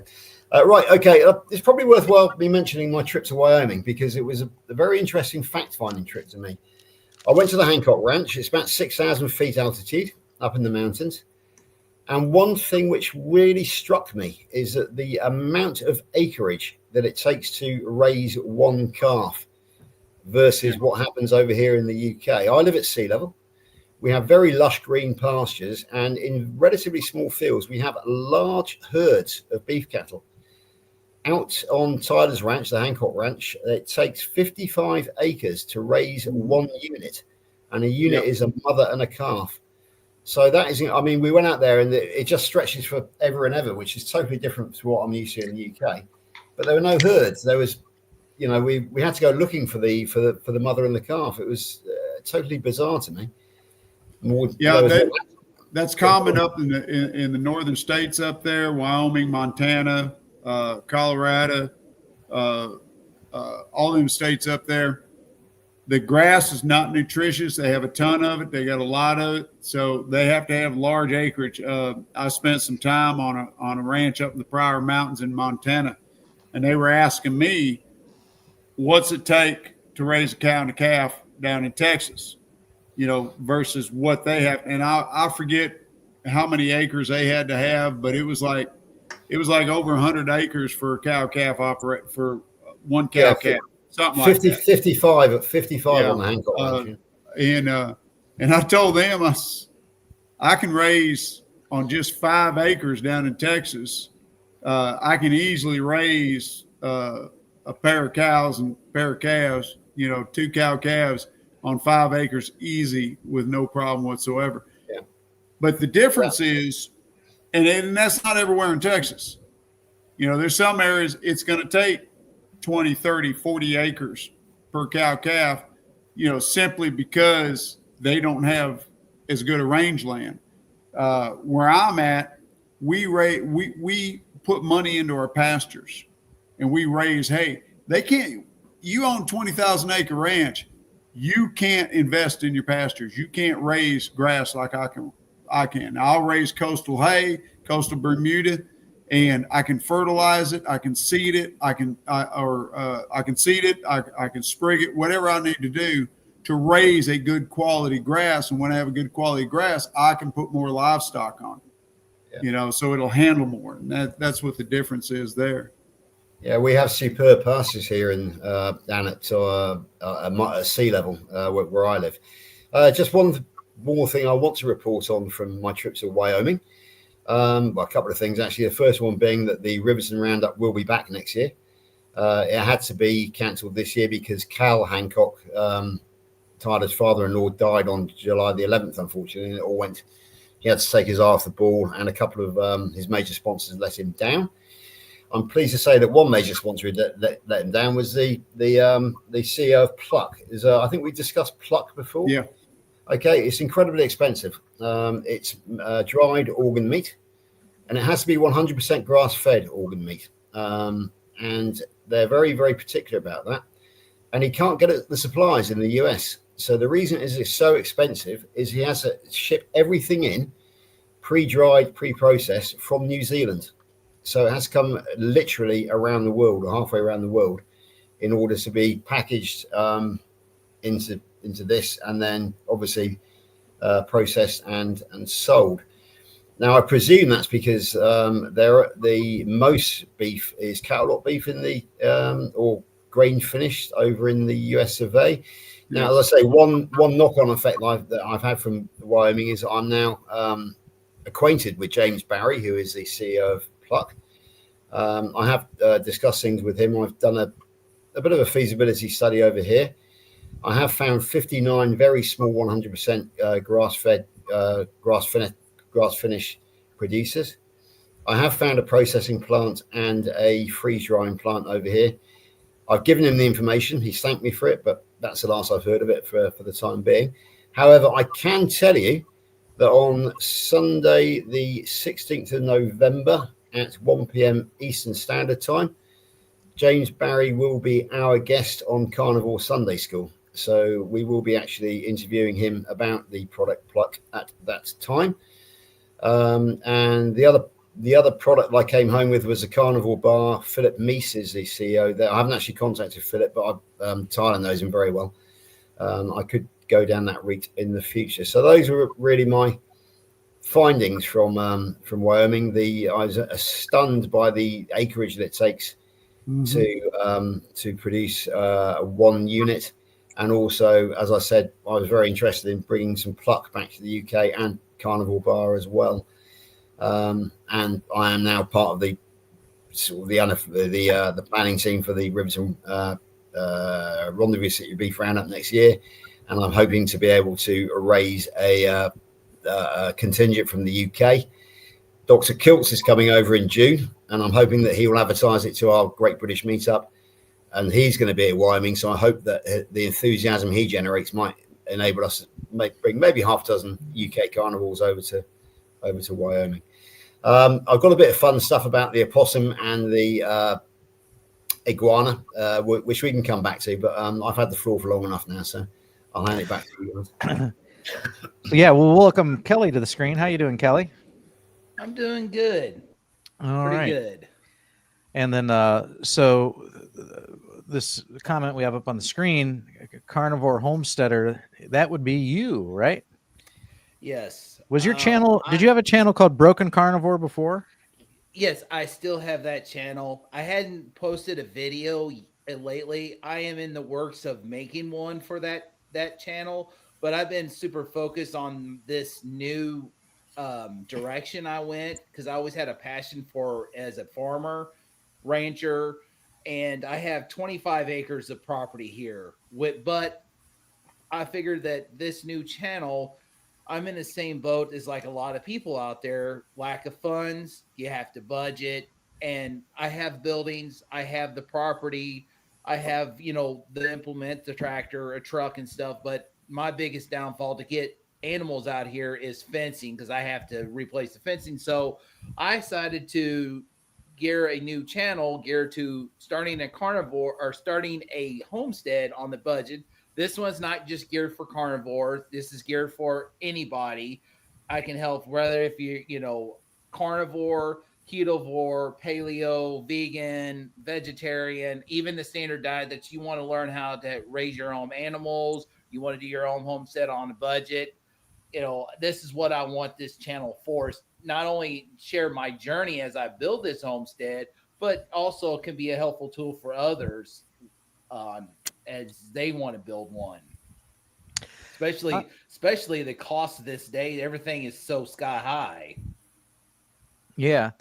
Well, that could. I think there's a lot of potential for content there as you work on fixing things up. You can vlog, talk about the process, and show it as you go. So yeah, that sounds pretty good. So I pasted a link in the chat to Broken Carnivore Kelly's new channel, Carnivore Homesteader.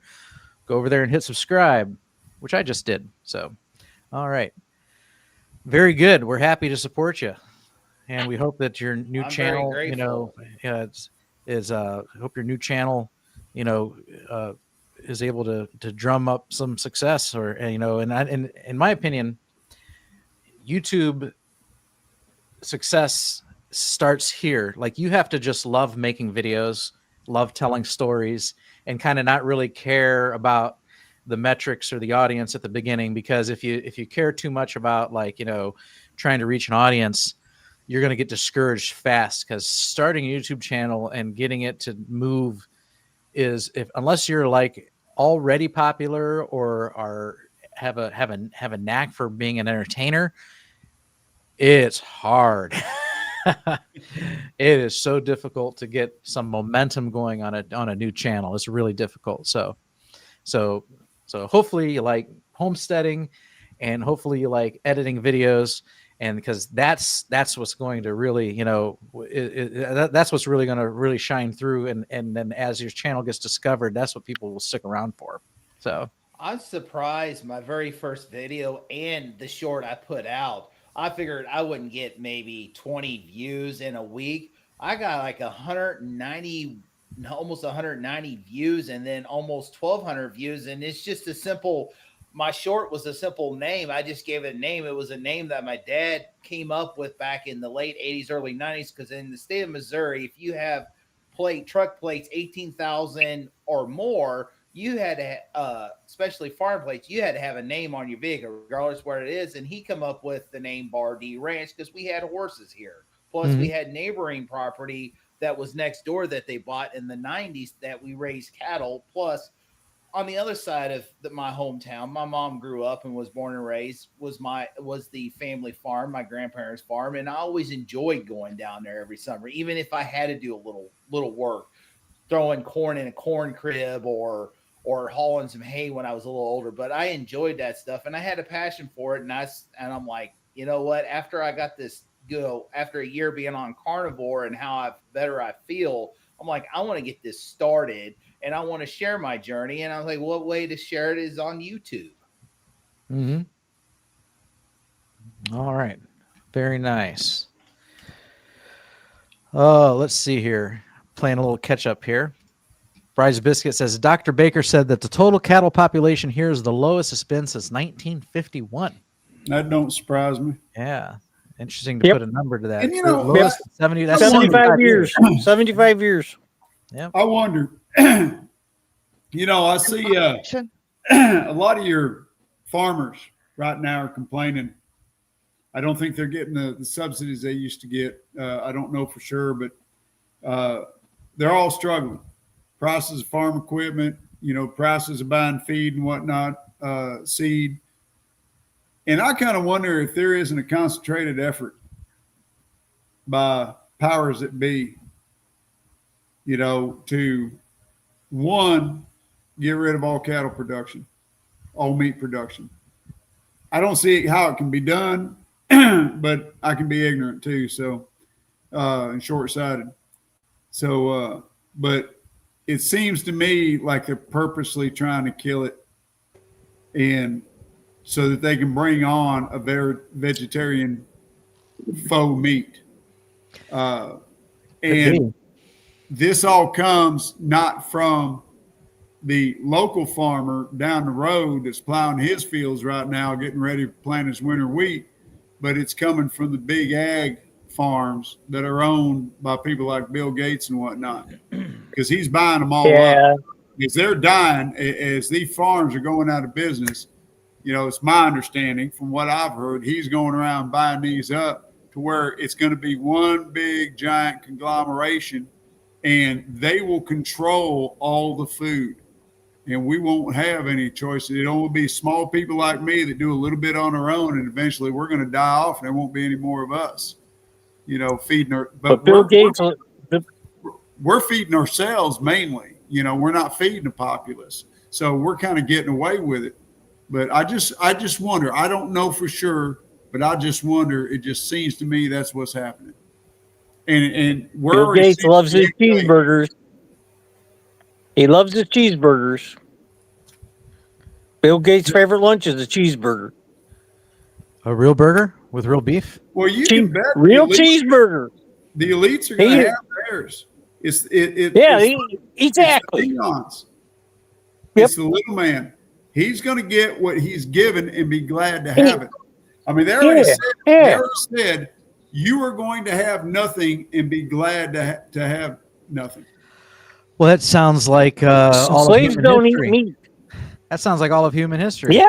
You know, the wealthy got to eat the meat. Slaves do not eat meat. We may be going through that. And the reason I brought this up is because what George was saying earlier about what's going on in the UK right now. Because that's exactly what it sounds like. Because I've seen this on other forums from people in the UK, you know, and how they're talking about the meat supply and everything. And it just seems to me, this looks like I don't know. It's a conspiracy theory, I'm sure, but it just looks like there's something going on there. It's fairly open here in the UK. That's what they're trying to do. There's no secret about it. They are attacking the meat industry they're quite openly. Because the Labour government is traditionally a left-wing government. But they're just pro money, as simple as that. Right. And that's what all this global warming stuff was all about. It's all a farce. And all that was about destroying the meat industry. You know? And they were really doing it bad over in England when they start taxing your animals, you know, for a carbon tax or whatever it was, a methane tax or whatever. That's just absurd. Yeah. You know? And of course, the other big one, about 20 years now, is the bovine spongiform encephalitis, BSE, mad cow disease. Mad cow disease, yeah. Oh, they use that as a massive opportunity to attack. We couldn't even have a T-bone steak in this country for about 6 years because we were supposed to start an epidemic of CJD, Creutzfeldt-Jakob disease, a mad cow disease, basically. And apparently we were all going to go down with it within 20 years. I think there's been about half a dozen cases in the entire country. So, yeah, the war on meat has been gathering pace now for at least 20 years, if not more. Yeah. But as I said, what Keir Starmer has done is he's poked the sleeping lion that is the British working class. And now there is virtually a revolution going on in the streets. Massive protests up in London against him. The flags are flying everywhere. There are an awful lot of good new steakhouses opening as well, believe it or not. I've got two very good ones very near me. And my friend up about an hour and a half away from me invited me up to a meal last Saturday, not 9 days ago, to the Longhorn Bar and Grill, which I think is probably based on your Longhorn steakhouses over in America. And it was that's my favorite one, by the way. It was absolutely amazing. I had a 2.2 pound T-bone, cooked very rare, and it was superb. It was hugely expensive, but it was worth it. You know, it's just one of those great days out. And I've actually flagged it up on Facebook because I think it should be the HQ of the southern-based English carnivore community because it's quite a big place, and it's just got such an atmosphere to it and such great meat char grilled. I think it would be a great place for sort of medium-sized meetups. So I'm pushing that in the future. But yeah, we are. There is a backlash. We are fighting back, but we've gone a long way down that road now, and we'll have to wait and see what happens. It's interesting because we've almost got this anti-agriculture thing going on. But what do our schools do? Our school calendar, 95% of the schools in America follow the agricultural calendar. We're off in the summer to work in the fields. Yeah. Here in Lancaster, the Amish kids, when they go back to school at the end of August, they go back to school for half days only. Because the other half day, they're picking cucumbers for the pickle factory. They have the Amish have their own canneries now, and they make their own pickles, and they sell them nationwide. And people just love that stuff with that Amish label on it. And this guy who's got the most popular roadside stand in all the Amish territory here, they sell on a last Saturday, they sold 2,000 soft bread pretzels. 2,000 at $3 a piece. 2,000 pretzels in one weekend. One Friday and Saturday, 2,000 pretzels. Yeah, well, I'm very proud to say that. And they got the dairy barn's gone. Summer job was I got the hay in, the winter hay for the. I worked on a cattle farm, and it was getting the hay in for the winter and packing it, and that was good. Yeah. It was very good, hard physical work. I was 15 at the time. I was earning 60 pence an hour. I think I was earning about 75 cents an hour, but hey, it was great fun. And one of the perks is that at the end of the day, the farmer allowed me to take my shotgun and go and get a couple of rabbits to take home with me. So, yeah, I had a good childhood, a very good childhood. Not so sure, says Carnivore Homesteader. I can't hear your voice unless I turn my TV's volume up. Everyone else seems fine. I think it's because Kelly's sitting back away from his device and his microphone, so he's not up on top of it. Kind of the opposite of Paul, who's very loud because he's basically kissing his cell phone. So I'm sorry. I apologize. That's all right. Can anybody hear me now? I could hear you, but you were definitely quieter than the rest of the audience on screen. But I could tell it's because you were sitting back away from your device. So you have a quiet voice, anyways. Yeah. Yeah, Kelly was quiet the other night. I was on with you, wasn't I, Amy? When did you come on, Kelly? But you were quiet the other night as well. Was that Juliet's pajama party? I can't remember. Yeah, I could be having a problem with this mic. Who knows? I was having issues with the mic there for a while. I was getting ready to put on the wireless mic if I was having issues. Yeah, I can hear you. So I'm all right. So. Sandy Blythe says that she feels best eating beef, and I agree. Lambs says though that pork belly is my vice. I guess we're all different that way. Yep. And then Terry makes the comment: the beef, since they have two stomachs, it's just better filtered meat. So that's true. I love pork, but it's not as nutrient dense as beef. That I'm not so sure is true. I'd have to look up I'm sure they have different ratios of different nutrients. So I don't, Well, they it's have like a chicken breast is actually chock full of nutrition, just like beef is, but it's different ratios of different vitamins. So, well, they have different fat profile, omega-6, omega-3 ratios, and with the monogastric animals, they don't break down the food and filter out or process out the toxins and whatnot like ruminants do. Ruminants with their multi-chambered stomachs, they're constantly breaking it down to finite where they can eliminate the toxins, filter out a lot of that stuff. Yeah. So there's going to be more toxins in your chicken and your pork, but as far as its nutrient density, that's the part that I'm not. Yeah, I don't know about that. Yeah, because that's true. Because the broadleaf weed killers go through the cow and come out the rear end, and if you compost that stuff and try to grow tomatoes in it, it'll kill it'll hold back your tomato plants. All right. I will not grow tomatoes in cow waste. So very good. Or Just don't saying. go for nuggets. We'll Besides season bacon really and well. eggs, I'm eating 2773 ground beef these days. So, that's actually good. If I go down to Meijer, I'll grab that because it's actually inexpensive. The most inexpensive one on the roll. It's just at Sam's Club. They don't have it that fatty, and I still like the convenience of the prepackaged 80. It's 85. Oh yeah, It's a little more fattier, but it is what it is. and you could pack a lot of those little squares in the freezer too. Yeah. This You was can an really interesting. pack them in there. Amy's on screen, so she can elaborate on this one. In 2019, I had a meat aversion from the anesthesia from my 2 surgeries. So when I read that, I read the thought of meat made you sick.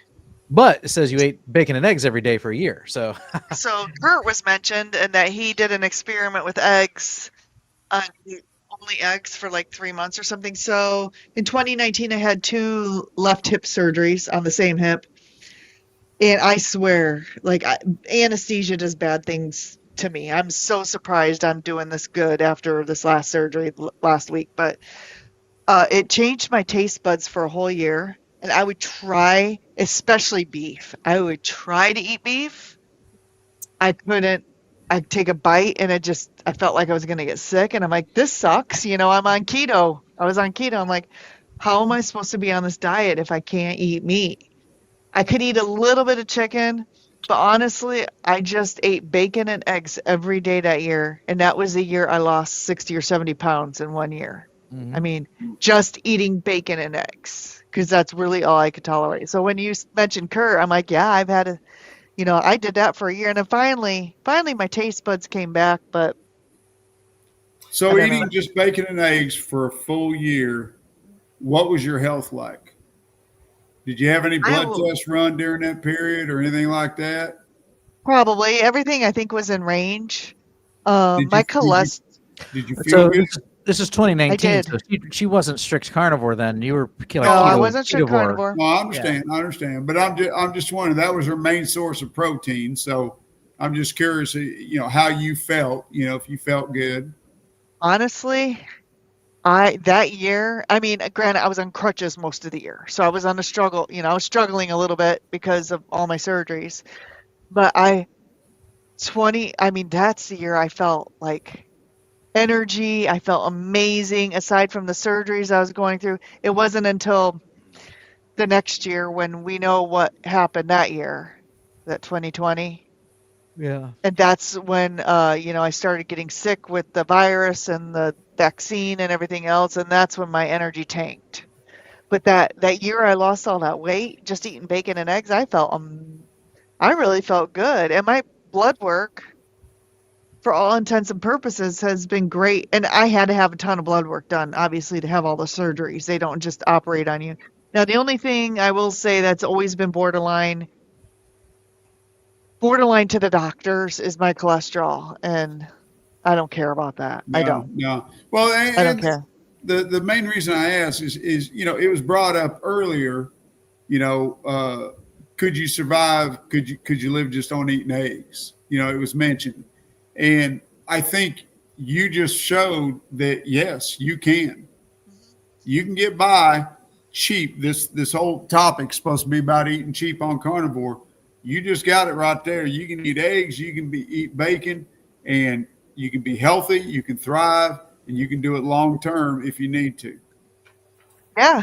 Yeah, and I did it until the meat started tasting good again, and I'm like, oh, okay, I can throw some beef in there. I'm craving a hamburger or whatever. But yeah, that year I probably felt better that year than I do right now. I hope that encourages some people to eat more eggs. Put it more into their diets. Now, it's interesting that you brought up the anesthesia, and I won't go into great detail about it, but I just had a medical procedure done Thursday, and I happened to be in the middle of a 4-day fast, so maybe that had something to do with it. But there was I've had a lot of surgeries. I'm accident prone. I have been under the knife so many times. I hate it when the doctors say, list your surgeries. Give me 2 sheets of paper, So but I've never had a reaction like this. And like I said, I don't know if it's because I was in the middle of a 4-day fast, and the fast was for spiritual reasons, but I apparently had a reaction to it. Every joint that is full of arthritis in me, I've got a prosthetic hip. I've got another hip that's bad from 45 years of favoring a bad hip. It's full of arthritis, and all of it's under control. Both my shoulders, one's had 2 surgeries, one's had 1 surgery, one's been partially rebuilt. My back has had surgeries on it, and so you know, anywhere you're going to have surgery, you're going to have arthritis, and it's all been under control under Carnivore, no issues. You know, flares a little once in a while. You know, have some issues every now and then, but Carnivore has kept the inflammation down so well that it's allowed me to live again. And I'm going to tell you what. So I had the procedure on Thursday. Friday, as I was working, all these joints, my back, my shoulders, my hips, started hurting, and it was getting where I could barely walk. And by the end of the evening, I couldn't hardly move. I hurt so stinking bad. And then Saturday was the same way.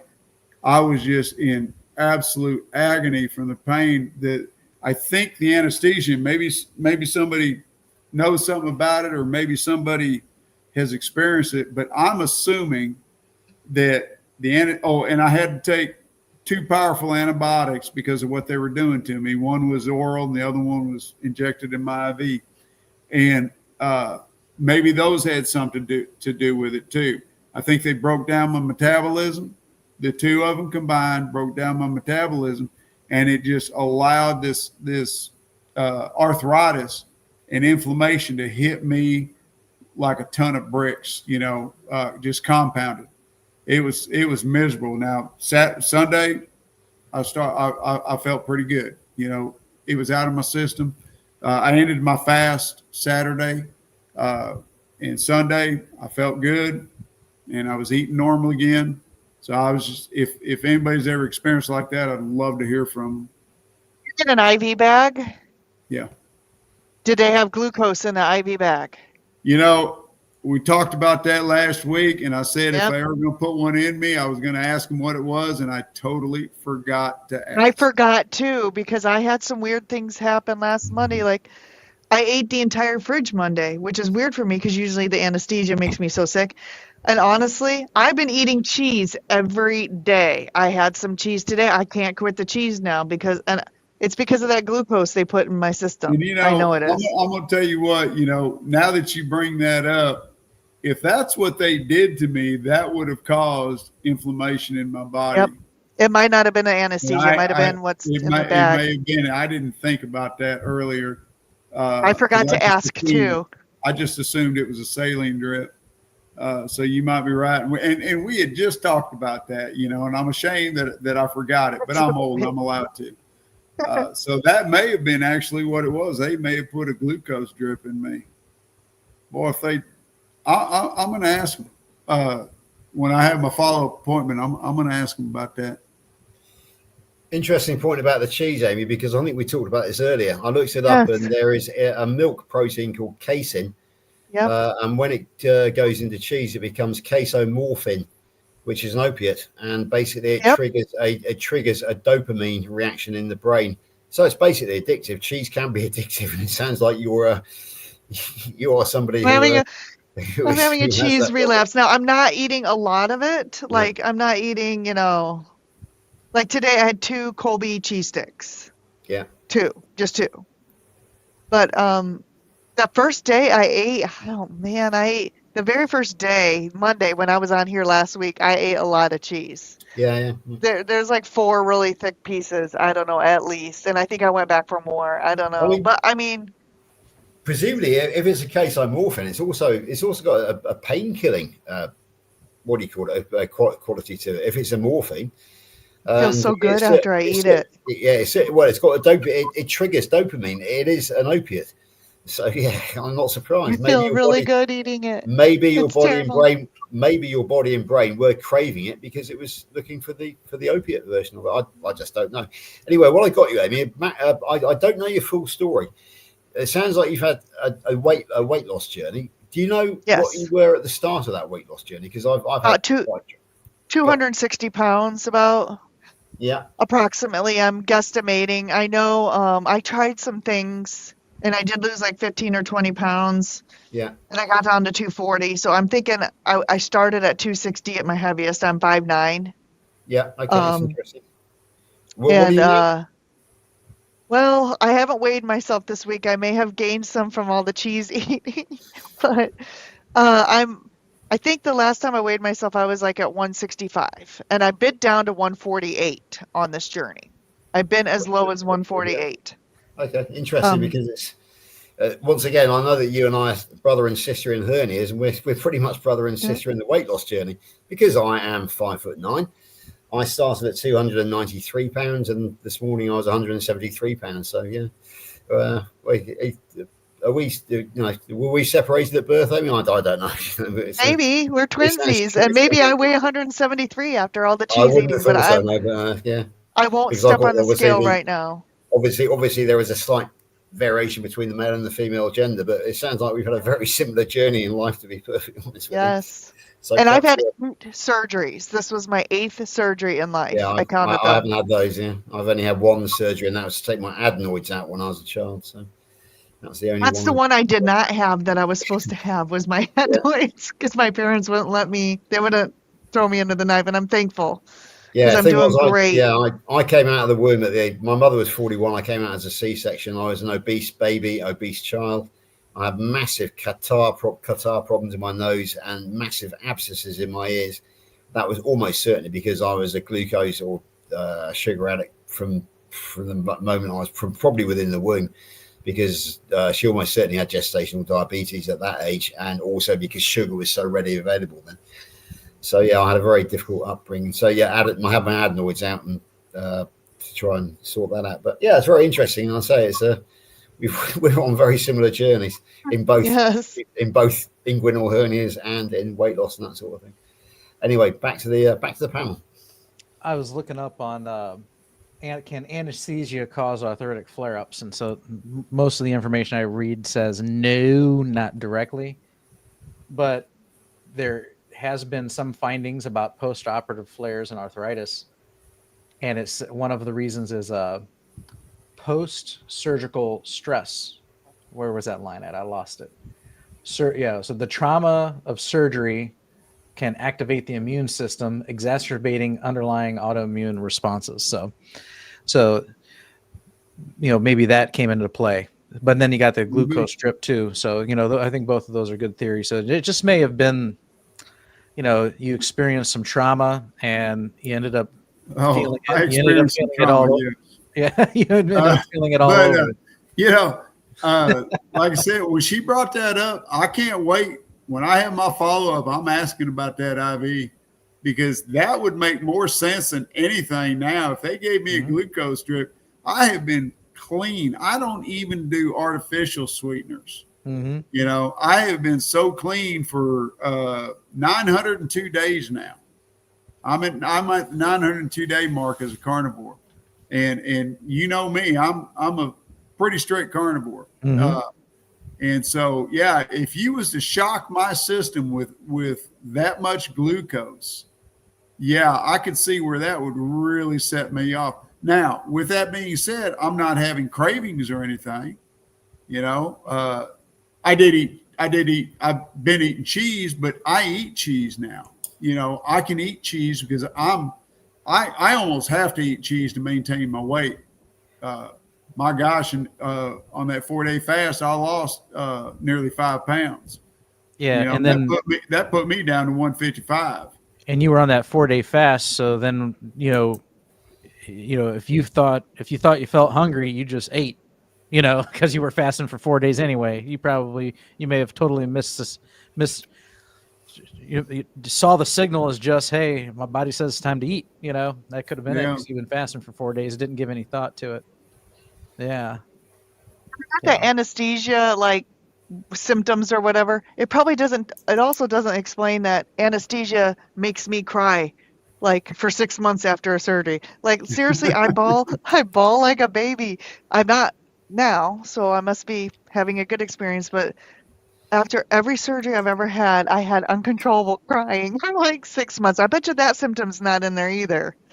My wife, no, it's not. My wife's like that with tequila. So if she drinks tequila, then she's going to recount every awful thing in her childhood growing up and cry about it. So it's like, you can drink any of this, but you cannot drink this. This one's off limits. So we don't want to hear it again tonight. But for some reason, it's just the tequila puts her in a major depression, and it's like pull up the couch and play therapist after that. It's like I see a cute little kitten or a puppy and I start crying. I mean, after surgery, I don't know what it is. This comment in itself doesn't really mean anything, but I just he was talking about Sakir Starmer. I noticed that at the time. This comment, Bill was wishing him to get sick and go away, basically. Okay, yeah. So this comment doesn't mean anything. I just bookmarked it because it reminded me of when we were in Kiltz's 5:30 meetup with Becca. Yes. She asked the question, has anybody noticed that they don't really get as sick as they used to on carnivore? Have you ever had that feeling where, I think I'm coming down with something. I got a little bit of a tickle in my throat or I'm losing my voice, but then the next morning, boom, you're just fine. And it completely blew over, And so I raised my hand and I commented on that. I'm like, that happens to me actually not all the time. Or else this wouldn't be true. But I said, I got my wife and my son live with me. And so I can use them as kind of like, goalposts to compare to. They will get allergies. They will get viruses, flu, RSV, COVID, whatever. And they'll even pass it to each other. And I'll watch TV in the same room. And like, I might, or my son, he works with me, so he rides around in the same truck with me. And I might one night think, I think he might have passed it on to me, and they might have, but then like the next morning I'm fine. So like they can catch something and be down for 3 to 7 days suffering. And then I'll just like, I think I got a touch of it. But then the next day I'm like, nah, actually I'm fine. Yeah. That happened ever since I've been carnivore. That happens to me all the time. I can't remember the last time I've been really down for the count with a respiratory virus. It was COVID, but I don't think I've had COVID since 2022 before I started my carnivore diet. So not that I'm protected or anything like that. I may have just not run across it, but I do know that they get sick much more frequently than I do. And so when I was at my doctor's, I mentioned a couple of weeks ago, I was at my doctor's for another issue. And he was like, while you're here, you want a flu shot? And I'm like, yeah, sure. Because I always get them. Never bothers me. And he made the comment like, okay, good. Because you don't have the most robust immune system. And I'm thinking, what? What do you mean I don't have the most robust immune system? Because your kidney? Probably because of my kidneys, yeah. And I'm like, what the heck? I'm like, I haven't been sick in years. And the rest of my family comes to see you, quarterly. Yeah. 2 weeks ago, I caught a cold. Mm-hmm. And I thought, oh, great. Got a cold coming on. All right, let's see what this does. And I never felt bad. I would wake up in the morning a little stuffy. And throughout the day, my nose would run a little bit. But I never really got sick. It just, just a little bit in the sinuses is all it was. Never got a headache, never felt bad, never run a fever, And it was, in fact, my wife even said, I don't think you've got a cold. I think you got allergies. Because we've been doing a lot of pasture mowing and whatnot.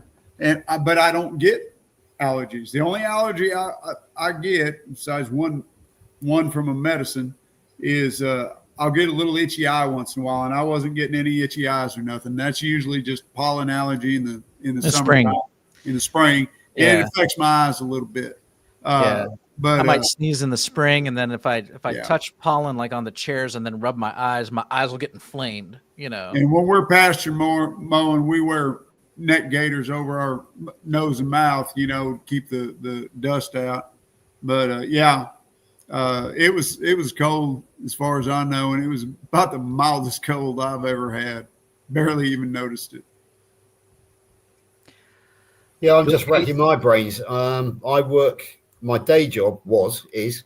I'm a traffic sort of management specialist on construction sites, Bob. So basically, I direct. So I'm working out in all weathers throughout the year. I have had colds. I have had sore throats. But one thing I can tell you is that since Carnivore, I've never failed to get out of bed, get in the car, and drive to work, even with the cold. So I've never had to have a day off since I've been Carnivore. And yet in construction, people seem to just disappear off site for the slightest reason at any time, any given time. But no, since Carnivore, I've had colds, but never had to miss a day's work. Not through that anyway. So it's probably fair to say.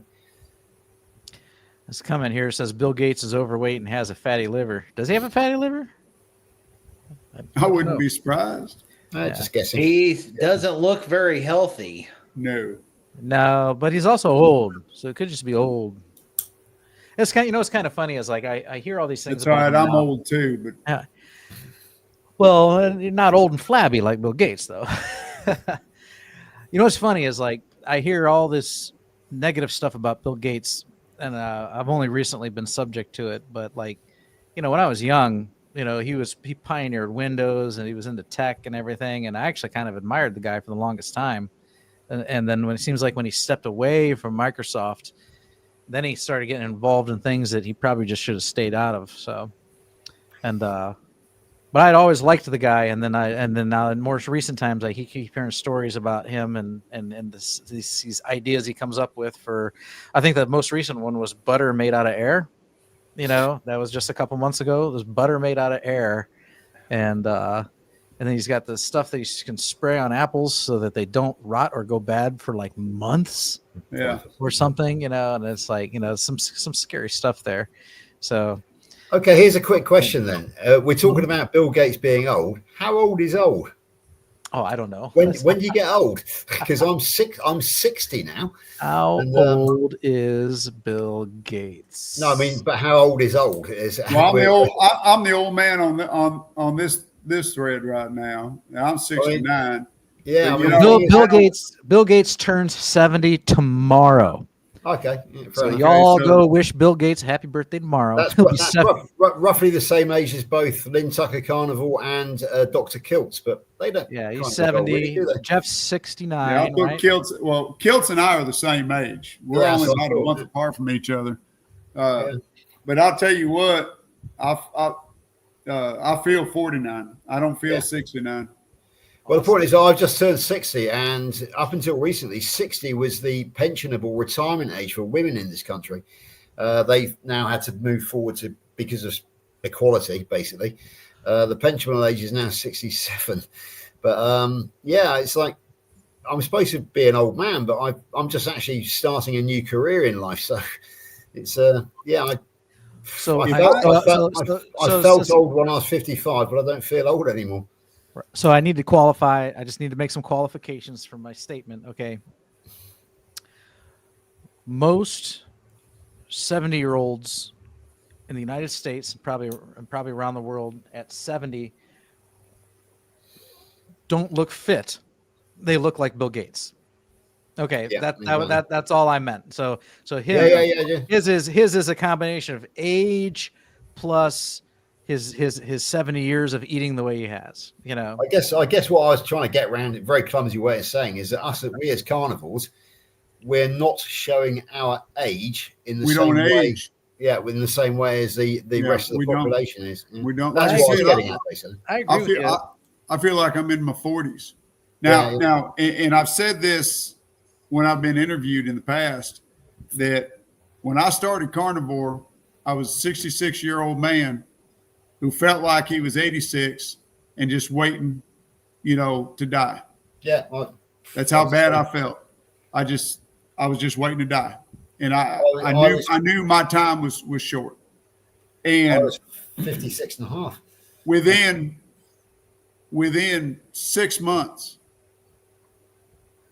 I began to feel so good that I felt like I had reversed that from being a 66-year-old man that felt like he was like he was 86 to now I'm a 69-year-old man who feels like he's 49 and has a full life ahead of him.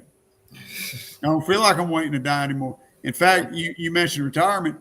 Had I not already been retired, I would probably still be working. But I'd already retired before I went carnivore, you know. But it wasn't, my gosh, a year after carnivore, I told my wife I'd go back to work if I wanted to. I feel like I could go back on the job again. Yeah, one of the things that irritates the hell out of me of what I've just done is I've given up the day job, so I don't have to put my slave uniform on every day. And people are telling me that, oh, you must love it now that you're retired, George. Oh, it must be a great life now that you've retired, George. But hang on a second, guys. I think you can all testify to the fact that I'm probably working harder now than I've ever worked before in my life. Yeah. And yet, because I'm not putting my wage slave suit on every day, getting in the car and going to a construction site, people are telling me I've got time off. But you guys know what I do. You guys know that I'm a YouTuber. I'm writing books. I'm doing lectures. And God knows what else. But everybody, oh, you've got a really nice life now, George. Now that you've retired. Yeah, right. Okay. No, a lot of people I know who retire don't really retire. For you married guys out there, when you retire, don't be surprised your wife's got a list made up. Man, I worked so hard for the first 6 months of my retirement. You know, she had so many jobs for me to do, and I went, how in the world did I ever get anything done when I was working? And she says, you didn't. That's why I've got this list. Amy, I see you raising your hand. I was just going to say that. So I turned 50 in a week or two, and I feel like I'm in my late 20s. Whereas you rewind this 3 years ago, and I felt like I was in my late 60s. So, so I completely understand the sentiment there that Geoff expresses. I feel that kind of rejuvenation also, thanks to the changes that I've made.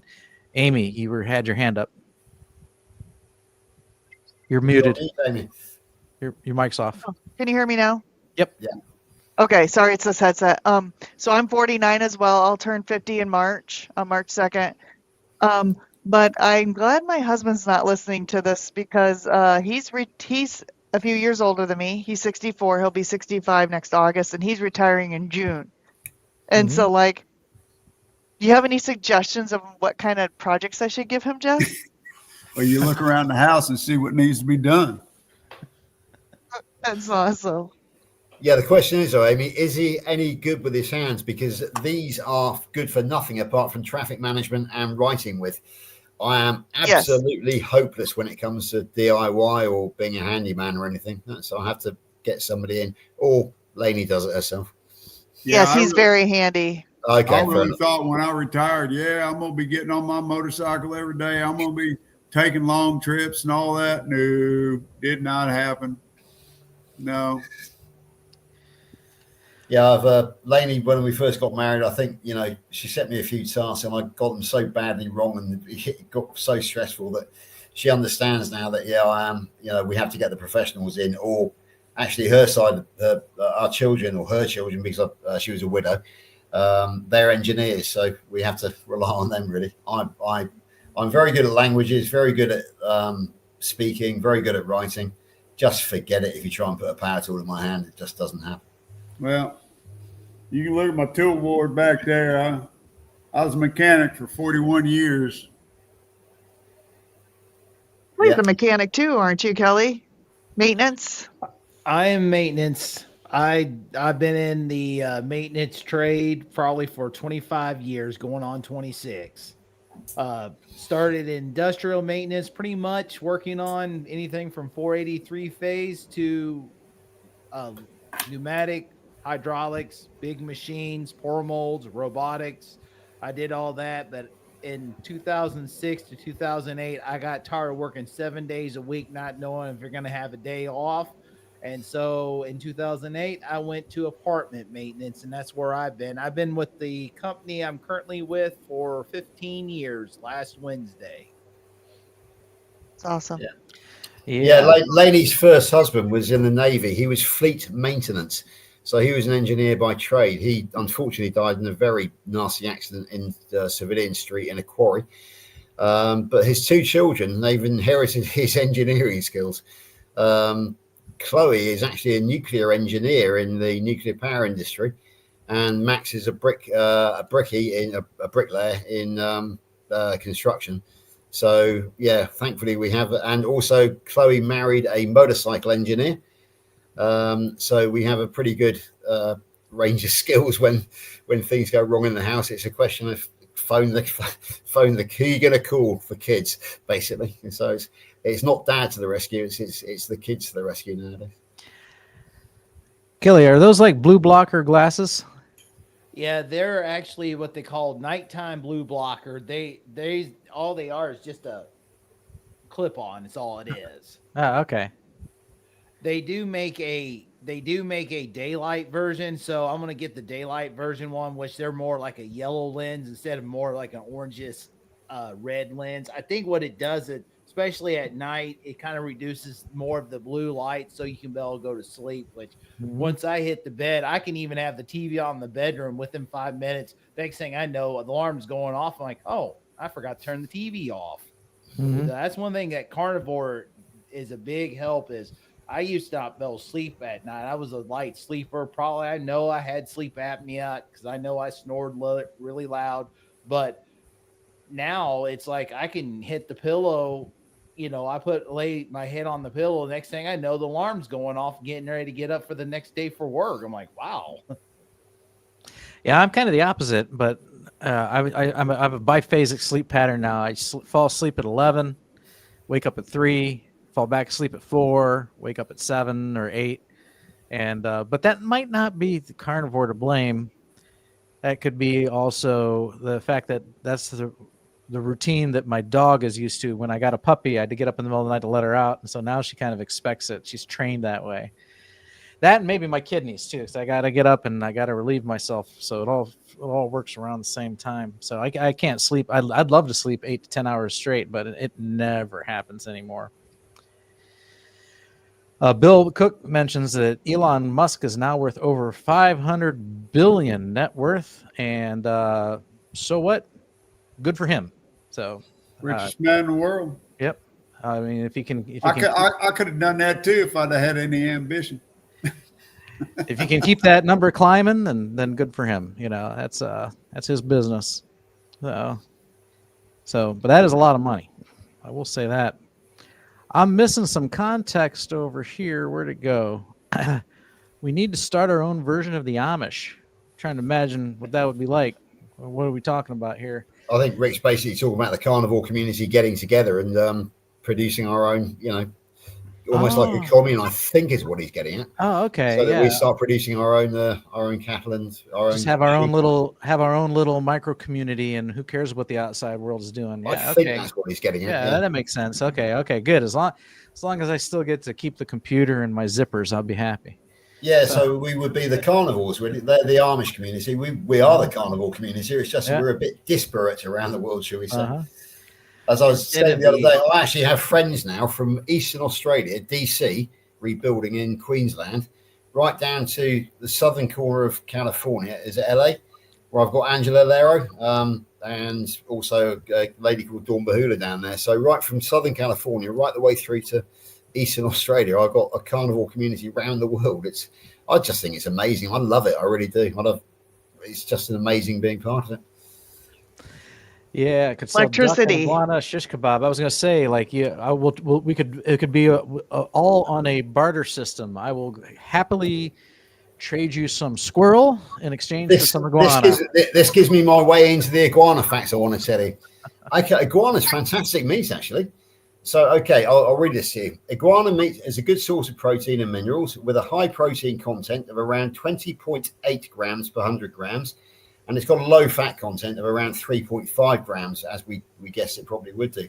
But it is rich in zinc, iron, and other micros like potassium and magnesium.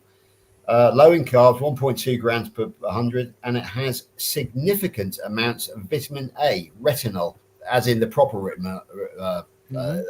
vitamin A. So yeah, Rick's onto something here. The iguana is actually a very healthy meat. And as I said before in chat, I put in iguana recipes into Google, and loads came up, including on YouTube. So yeah, there's Rick's not quite as unique as perhaps he thought he was, because there are plenty of iguana eaters out there. So it's good meat. Yeah. He's got videos though, so you can watch a cooking an iguana tutorial over on Rick's channel. Yeah, well, I say, well, there are plenty actually videos of cooking iguanas elsewhere as well. So yeah. Here's a new name, Ann Gables. Glad you could join us. You guys were talking about meat and farming. Yes, I'm sure you are aware of the global elites who want to control what we eat. They want our farmlands. Yep. We talked about that too. Yeah. Yeah, it's very true. And on our side, one of us. Yeah. All right. Very good. Let's see. You talk about, Amish. You want to see a community Amish of the 21st century? Go to a Mennonite community that is like Amish of the 21st century. They're just like us with electricity, computers, everything, but mostly dressed like Amish. So the zippers are still sinful. Yep. Yeah, it actually the steering depends wheel on, is now suddenly acceptable. it all depends on the community, because I've seen some Mennonites where the men used to wear blue jeans and Western shirts or shirts, and the women has to wear dresses. And I see where in certain communities where I see the boys and the men wear bib overalls and just like my grandfather, a blue cotton button-up shirt, long sleeve shirt, and the women gets to wear wherever they want.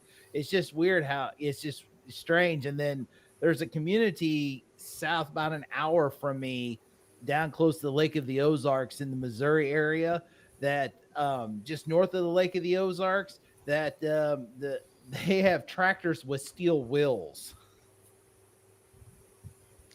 All right. That's pretty good. I don't know if I told my Amish story one time.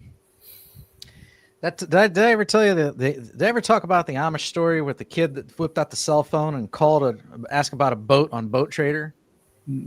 No. So I was working construction years ago, probably 20 years ago. And I'd often be in the house and there'd be an Amish carpentry crew. And yeah, they don't do the electricity or the zippers or the vehicles in their communities, but they all have power tools and extension cords and everything for the jobs. So they plug in and they're using their saws and everything. And it was before smartphones. So because I had a Microsoft Razr phone that flipped open. That was like the coolest thing back then. Okay. And I'm on my way to get some lunch, so I'm gonna go to Subway, and I walk out in the garage. And there's a little Amish boy in the garage, and he's holding an issue of Boat Trader. And he flips out this cell phone, and I'm like, what? And he dials this number, and I hear him talking to the guy, and he's asking about the boat, and he wants to know how many cc's or how many horsepower the motor is. I'm like, what? And so then I go to Subway, and I come back, and I come inside with my sandwich, and they're all sitting in the main living room on their buckets and toolboxes, kind of in a circle talking. And I was like, do you mind if I join you? And they're like, sure, come on. Very friendly group. So I sit down and we're talking, and I'm mostly listening to them talk because I'm the one that's out of place there. And there's one older guy. He's obviously the boss, and he's got all these young, and some of these kids were young, like maybe 13, working. And so I was like, can I ask you a question that kind of touches on your your cultural or religious values? And the guy's like, yeah, sure. And I said, so you don't do zippers and you don't do automobiles. I was like, but you're here using some power tools. And I was like, and I pointed at the kid. I said, and this kid just whipped out a cell phone when I went to lunch and was asking about a boat that he saw on an issue of Boat Trader. I'm like, so can you explain that to me? And he goes, well, as long as it doesn't have a steering wheel. If it's an outboard, is it inboard, outboard? I think if it's an outboard motor, it's okay.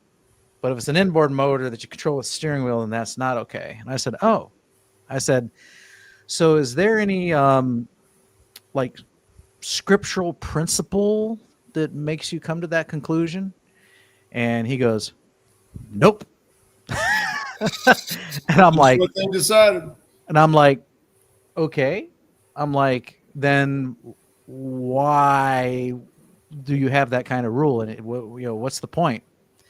And man, he blows up, not at me. He just kind of blows up in general. He goes, you know what? He goes, hell if I know. He goes, there's some guy down in the community that they appoint him the leader, and he serves until he dies, and he's the one that makes all the rules. And he goes, and quite frankly, I can't stand it because I got to pay some guy $150 a day to bring us up here. When if I just had my own car, I could put that money in my pocket, and all the little omelets are staring at him like in shock that he just like went on this tantrum, and I was like, oh, okay. I was like, well, hey, I didn't mean to push any buttons.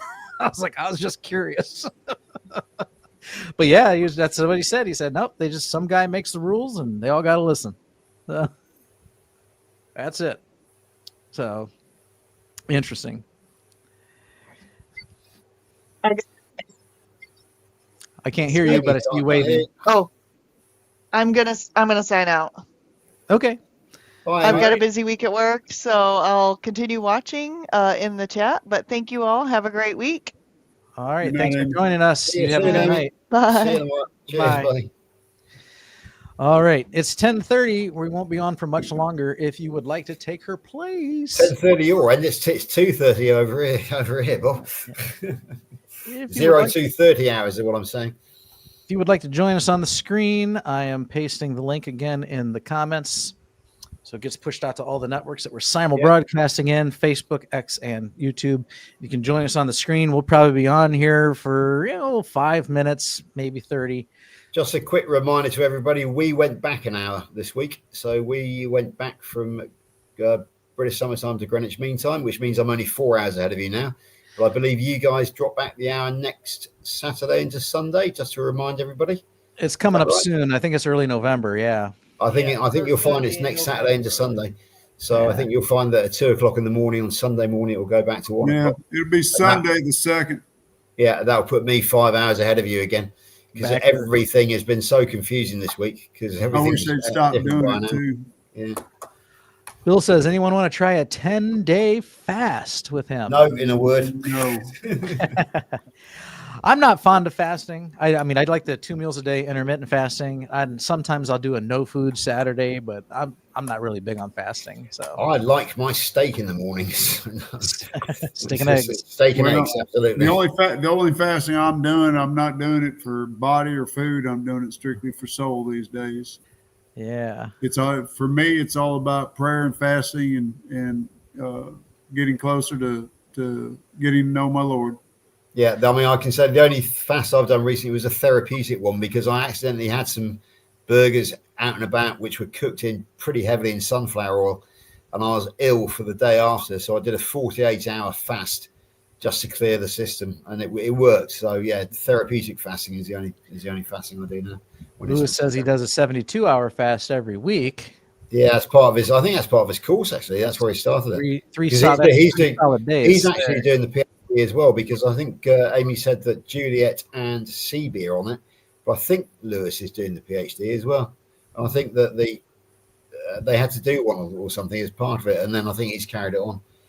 Lewis, if you're out there, let me know. Lewis says he's lost 11 pounds in a 3-day fast. So I've made it 40 hours, and it didn't do anything on the scale for me. So yes, when I was healing and losing and coming off diabetes, I used to do fast for that reason. 60 hours, 60 hours was the longest I managed. Mm-hmm. Yeah. Well, I don't know what 4 days comes out, but my last 4-day fast was my longest. I think that'd be 96 hours. 96 hours. And I'm going to tell you, my first day, I got hungry. I wanted to eat, but I powered on through it, and it was a day spent in prayer. And after that, the next 3 days, Never got hungry. Not one time. Sandy's up there with you. Age bracket. Yeah, 69. So Sandy, so you're chronologically 69. How do you feel? Can you kind of mirror what we say, that we feel younger than our chronological age with the dietary changes we make? I'm just curious. Because it seems that most keto carnivores do. Most, or even people that just try and eat all natural and stay away from junk food. Yeah. So Mitch has us all beat. We're talking about age. Okay, yeah. So we got Bill's 64, and y'all. I complain about. Well, I don't complain. I mentioned that I'm turning 50, and you guys are probably like, quit your complaining.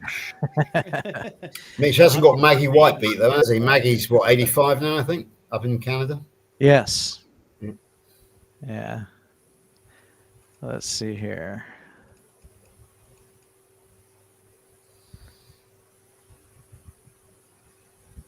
Amish accept carnivores like electricity for all our air fryers and fans. Oh, yeah, we like electricity. They accept that carnivores like electricity for all. Yeah, I remember a guy at work years ago. He says, I think I was born 100 years too late.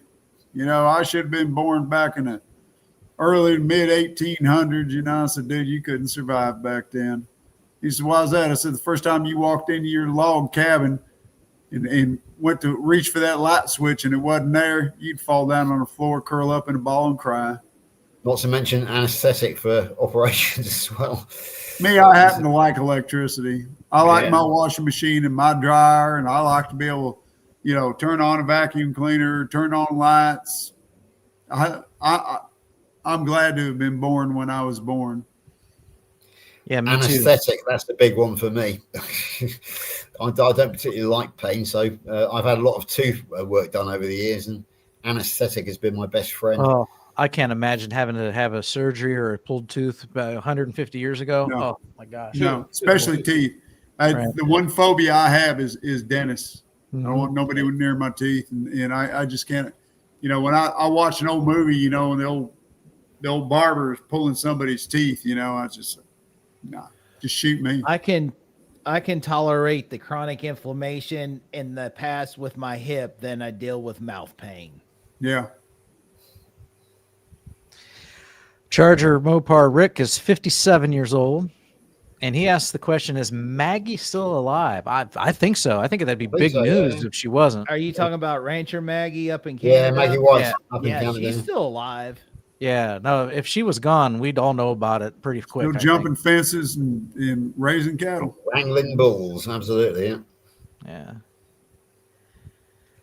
Yeah. Rick's last dentist visit was 1986, so I'm not too far different. So like I was born in 75, graduated in 94, and so when my parents took me to the dentist a couple times, but then like when I was out on my own, like I remember going to the dentist in like maybe junior high or high school.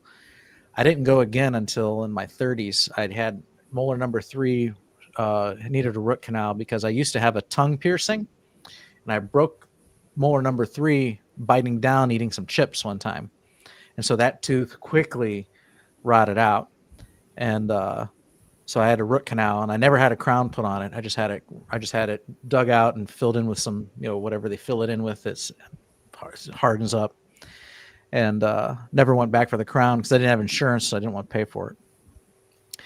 And I've had you're asking earlier on about Bob about do we get ill and that sort of thing, and perhaps one of the worst things I had when I was very ill was I used to get gingivitis all the time, bleeding gums, ulcers, which had to be treated with metronidazole, which is a strong antibiotic.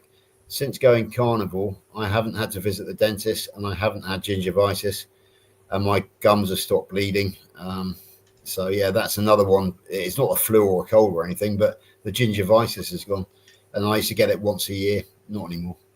Well, my dental problems stem from a bad car wreck that I was in that ruined my left hip.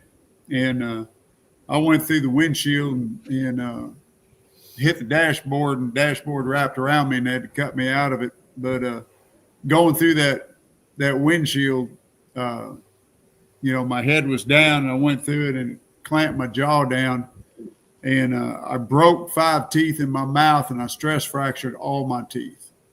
And so I've had to live with that for a long time. I've had to have a lot of work done on my teeth. I've only got one molar left on top and bottom. I got a molar on each side here and a molar on each side here, and that's all the molars I got left. Yeah. And it's not from old age. It's from that accident. Yeah, Rick's still trying to go on about Maggie. Suddenly it's rang a bell with me. She's not actually on the, but didn't she say she was going to go on a cruise or get a boat with her younger husband, and they were going to basically go away from the ranch and head off down south to the Caribbean or something? It just rings a bell with me. Does anybody remember that? I don't know. I've seen her interviewed a couple times, and then I've just got this vague recollection that she's off on an adventure which involves going out on the high seas with a boat. Yeah. So I think that could be the reason why she's not active on the internet anymore. Oh, I don't think she was active on the internet anyway, was she? Yeah, she was. She used to come on to Homestead How in the comments and that sort of thing. Oh, okay. But I've just got this vague impression that she was off on a big adventure on a boat, and it was going to go to the Caribbean or somewhere, I think. So I don't know. Perhaps I'll look it up and I'll let you know. No, I won't be here next week because I've got a big conference on Tuesday in 2 weeks' time. Perhaps if I remember, I'll let you know where Maggie is or what I can find out. Yeah, apologies in advance. I've actually got a very important health conference on Tuesday morning next week, so I won't be able to stay up to this time. I won't be here next week. It's all good. We appreciate you having you here this week and when you're available. So yeah, I think if Maggie was gone, it would be big news. So, because I think she's holding the record right now as whoever's been carnivore the longest and the oldest or something like that, so. Perhaps that's the reason why Rick is very interested to know whether she's still alive or not. Because he's got a number 2 next to his name. He can bump up to number 1. He is the crown prince in waiting. Exactly. That's right. The king and queen. He's waiting to take the crown. The crown prince is waiting to take the crown off the old queen. Like Prince Charles over in this country, he was a crown prince for God knows how long until Her Majesty finally passed away a couple of years ago. Yeah, that's funny. So last time I was at the dentist. So I had the root canal. I went a couple other times for a follow-up, had a cavity filled, which has fallen out since then. But the last time I went was actually before I started carnivore, and I just wanted go for a cleaning. And instead of going for the cleaning, they did this thing where they stuck needles in your pockets to test the depth of your pockets all the way around. Yeah. Super painful. And I had really deep pockets, and he wanted me to go see a specialist. What's the next step up from a dentist, like a periodontist or something? And it was he explained it would be some surgery where they actually cut and remove your gums, and then they clean at the roots, and then they sew your gums back on, and then your teeth would look bigger when they're done. And I'm like, that sounds awful. But I used to brush my teeth, and they would, oh my goodness, would they bleed and bleed and bleed. But now that I've been carnivore for 2.5 years, I mean, that's one of the first things that went away was my bleeding gums. So my mother had that surgery done when my dad was still active duty, and military did it, and they totally ruined her mouth. She ended up having to get all her teeth taken out and get full dentures because of that surgery. Rick says, he says, I'm still the number 1 carnivore. If Maggie fell away, they would hide it. In the U.S. If Maggie fell away, they would hide it. I don't think so. Kerry would blast it all over his channel, have some big tribute video, just like he did for a couple of those other ones. One was Geoff, and I can't remember the other one. And so no, that's why I said I think it would be huge news I even think Chafee would probably make a video on it because he's been up there to talk to her a couple times or so. Before I discovered the carnivore community, I had no idea a human could have so many diseases. Do you not have friends and family? I would think you'd have seen it. The people around you are on the news. So, and but I know what you're saying. So we all talk about how life-changing it is, and since you've been doing it all along, you can't relate. So I didn't know had these issues to reverse. So I didn't know. I always considered myself a fairly healthy person, until I got much older.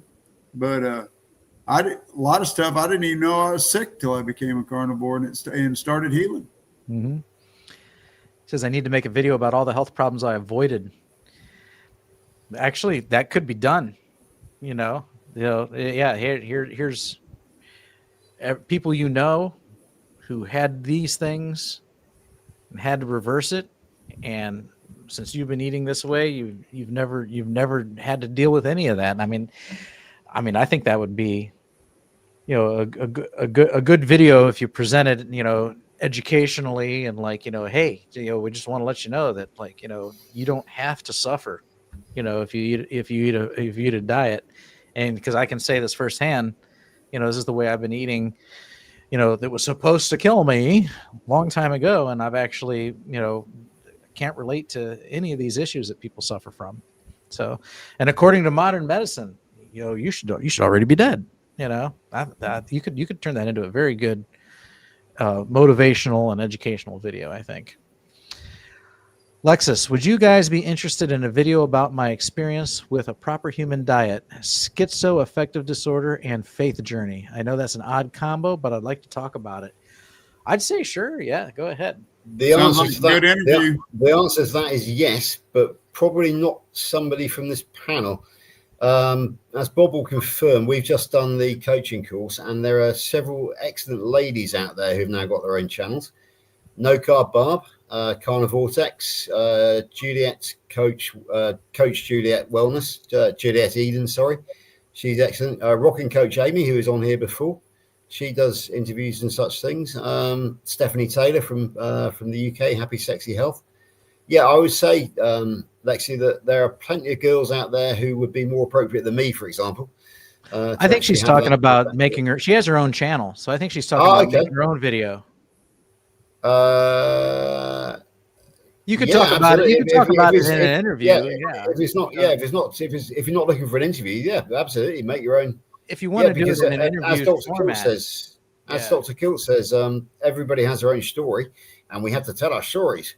And so definitely. But if you want to make it into an interview, any of those ladies I just suggested, they would make sense. Robin Heron, Carnivorous Grammar, she's another one. I would do it. It'd be more fun, Lexi, if you do it as an interview. And a good interview will get the full story.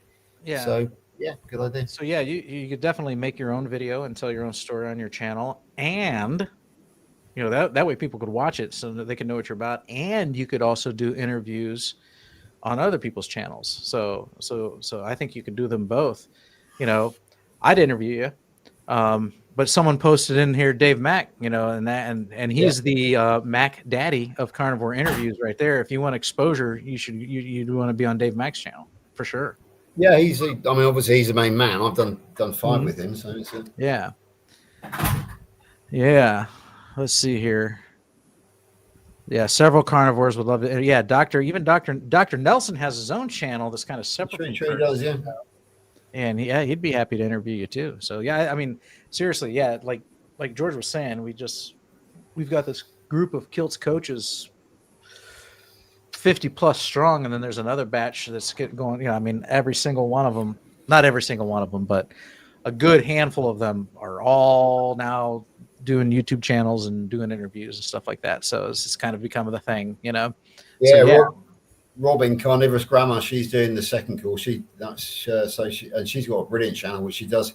Hey Sister Girl, I think every I can't remember exactly what night it is now, but she does Hey Sister Girl. So it's another one that's worthwhile looking at. Yeah, so absolutely. And then, and then I think, so when you're talking about the schizoaffective disorder, I mean, that's big, and if that can be mediated or tempered or adjusted with the help of a proper human diet, I think that's big news. And again, I think about some of these books I've read, like Brain Energy, kind of touches on that field. And then Faith Journey also. So the two things that I can talk about that I'm very well versed in, that I know effectively help change people's lives, are carnivore and religion. So you guys only see the carnivore side of me, and so to talk about both of those things, I think are worthy causes. So I think that sounds like good subject matter. So because both of those are avenues worth going down that can really help an individual out. So, and maybe the two of them together is super powerful in your case. That could be. And so I'd be interested to hear it.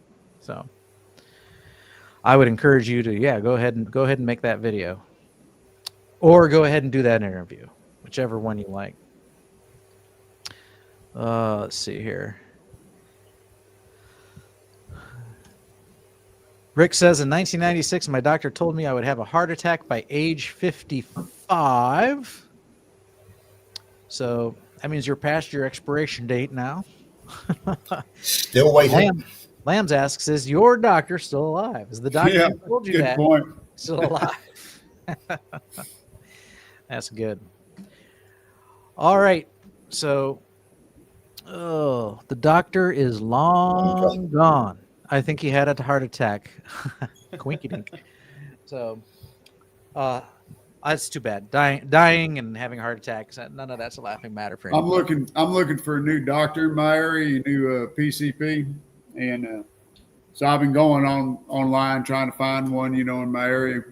I found this one old boy, and I think I'm going to go with him. And I'm picking him because he's the fattest doctor I've found so far. So that when he gripes at me about how I eat, I can point at him and laugh.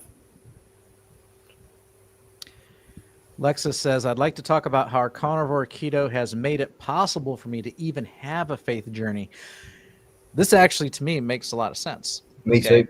Yeah. So, because, I know that my mental health has improved dramatically with my diet. And so, we talk about no brain fog, but the depression's gone away. I think clearer now. And so I could see that, had my journey gone in the opposite order, I could see that where now, because I can think clearly, then I can have a faith journey. I could see where that's exactly how it might transpire for some individuals. So I still think that's the story worth telling. And then mine was the other way. I was relying on faith more so than diet, for the longest time. And but now, like I said, the two of them I think working hand in hand.